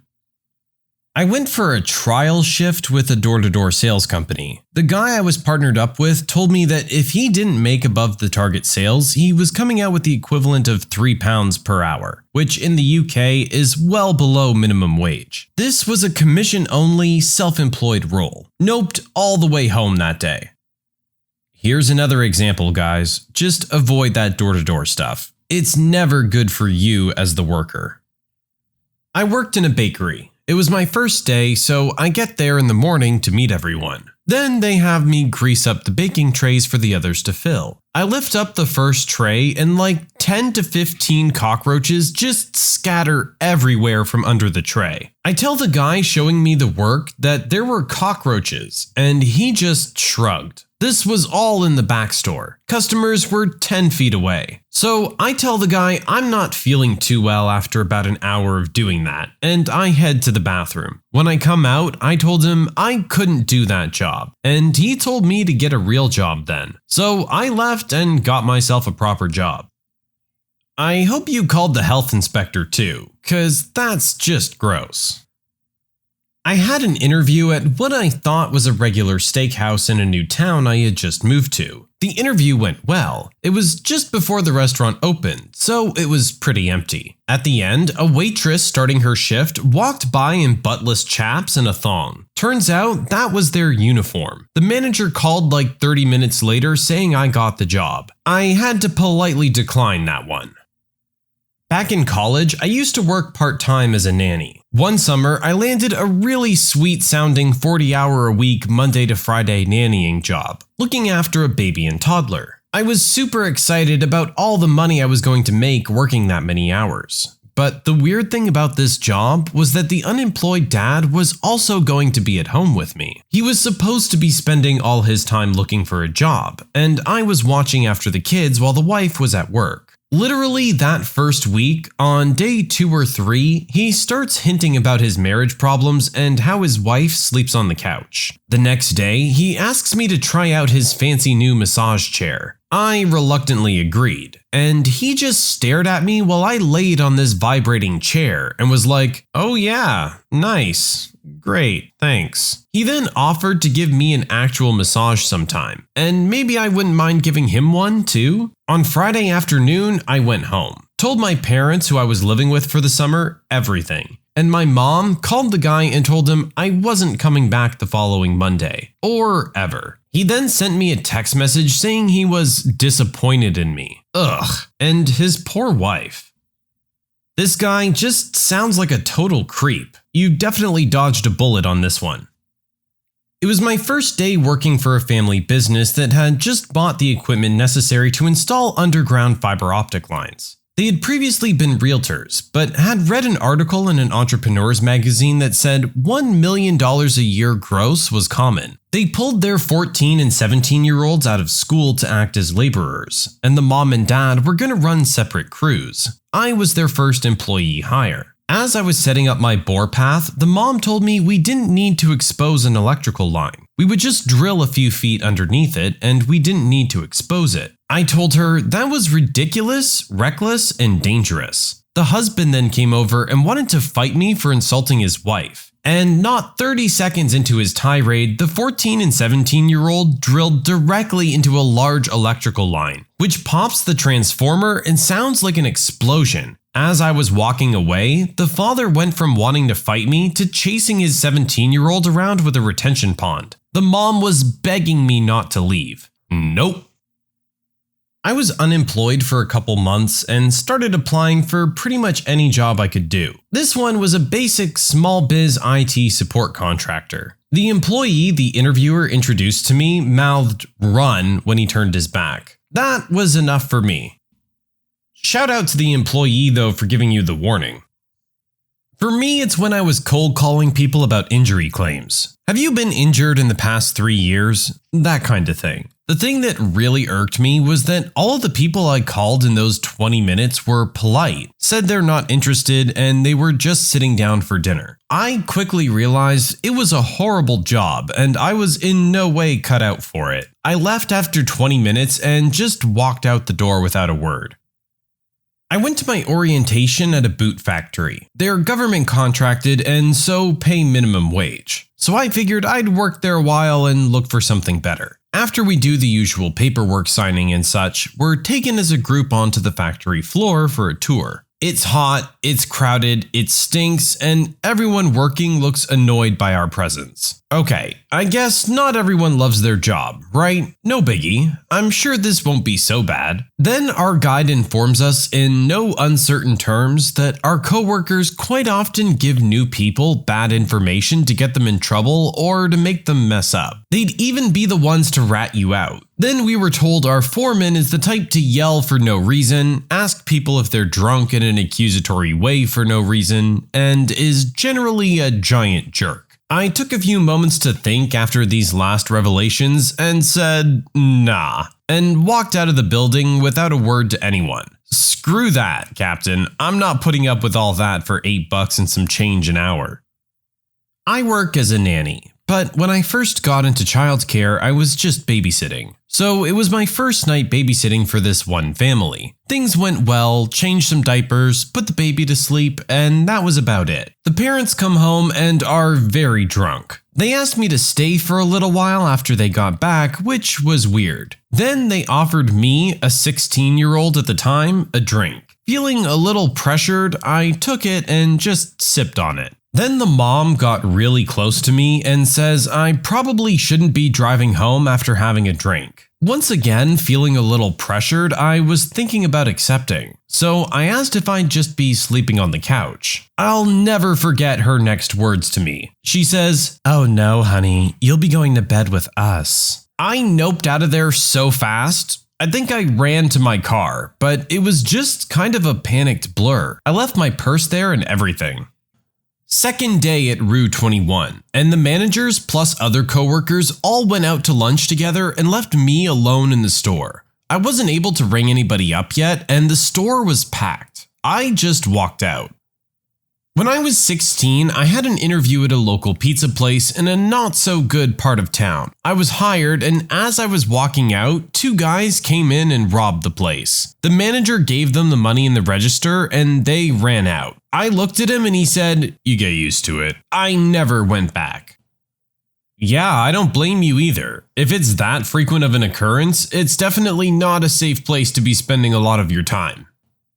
I had a job in a salad plant, those bags of salad mix a lot of restaurants use. I was there for 2 weeks coring lettuce. In front of a conveyor belt, 8 hours a day, pick up a head, slam it, pull the core, put it down, next. You talk to your coworkers or you plot the downfall of Western civilization. One really sweet lady had been there for 10 years. 10 years on the lettuce line. She got called into the office and was gone for about a half an hour. She said, "I won't be here tomorrow. I got promoted." I asked what she'd be doing. Cabbage! I didn't quit. I wished her well, dropped my stuff, and walked out. I feel bad about not quitting, but I was young. And, well, 10 years. That was 28 years ago. Had I stayed, I might be up to carrots by now. I sometimes wonder how my life would have been different had I stayed. And in those moments, I celebrate every decision I've ever made. I was hired as an intern manager for a local nonprofit recycling plant. This meant I would hire and train interns for this amazing work opportunity. Turns out for them, interns meant working for free, doing basically everything for the organization event and marketing-wise, while also cleaning the bathroom and taking out the trash for the whole place every week. That's actually super illegal for being way too close to slave labor. I was on contract for minimum 6 months, but I managed to get out of it after 2. I ain't risking my career for their shady business practices. I wanted something part-time when I was at uni. I applied for a position at the local cinema chain and got an interview. It was one of those high turnover places that meant if you got an interview, there was a 95% chance you got a job. The guy at the box office radioed to his manager and was told to take me to room 7. We got to room 7 and wait. About 25 minutes pass before the manager starts screaming abuse over the radio because we're not in room 2. So off to room 2 we go on the other side of the building. It's a 15-screen cinema. The manager starts trying to turn on the charm, and I basically say if that's how you treat your employees in front of a job candidate, there's no way I'm ever working for you, and ask the other guy to show me out. I'm sure it made no difference to his behavior, but it saved me a lot of potential abuse. I worked at Claire's for 1 day. At the end of the shift, she asked me to put a bucket load of tiny earring packages back on the walls. A few hours later, I finish, and apparently misplaced a few of them. So she threw all of them on the floor and said to do it again. Nope. Sounds like she just has some kind of power trip. That was completely unnecessary. It was listed as a marketing position. The guy doing the interview started showing me and the other candidate how sharp Cutco knives are. Turns out it was a pyramid scheme. The guy kept asking if I wanted to sign on to buy some knives to sell. The other candidate went to the bathroom and never returned. I felt really awkward, also needed to wait to be picked up, so I stayed for the whole thing. I once saw a Craigslist ad for a stereo salesman. I showed up to a warehouse where a bunch of dudes got into a minivan. The owner told me to go on a run and see how it is, and then talk about the job. Turns out all these guys did was lie and con. They would go up to strangers and say, "Hey man, my cousin's got this stereo, but he got arrested and I don't need it. It's worth $500, but I'll gladly sell it for $200. Then use pushy tactics to get people to go to the ATM and give them money. The system was a piece of crap off-brand, and I overheard the owner saying in bulk it only cost him $20 to buy. Yeah, I noped out of this pretty quickly. I also called the police. JCPenney. I came to work to set up shelves and things, store technician, but my boss handed me a mop and said someone lady pooped in an aisle when she didn't get her way. I handed the mop back and said I'm not hazmat certified, but he is, and noped out of there. My first day on a carpentry job when I was 22, a 20-year-old kid shot me with a nail gun from about 20 feet away. He thought it was hilarious, and so did everyone else, including the company owner. I noped right out of there. Yeah, no kidding. And I hope you called the police, cause that could have been a very serious injury. When you subscribe, make sure to hit the bell to turn on notifications. Put the playlist on in the background to finish listening to all the stories, linked at the top of the description. And if you like Am I the Genius, give Am I the Jerk a shot, linked in the description as well. Either way, thanks a lot for watching, and we'll see you guys next time.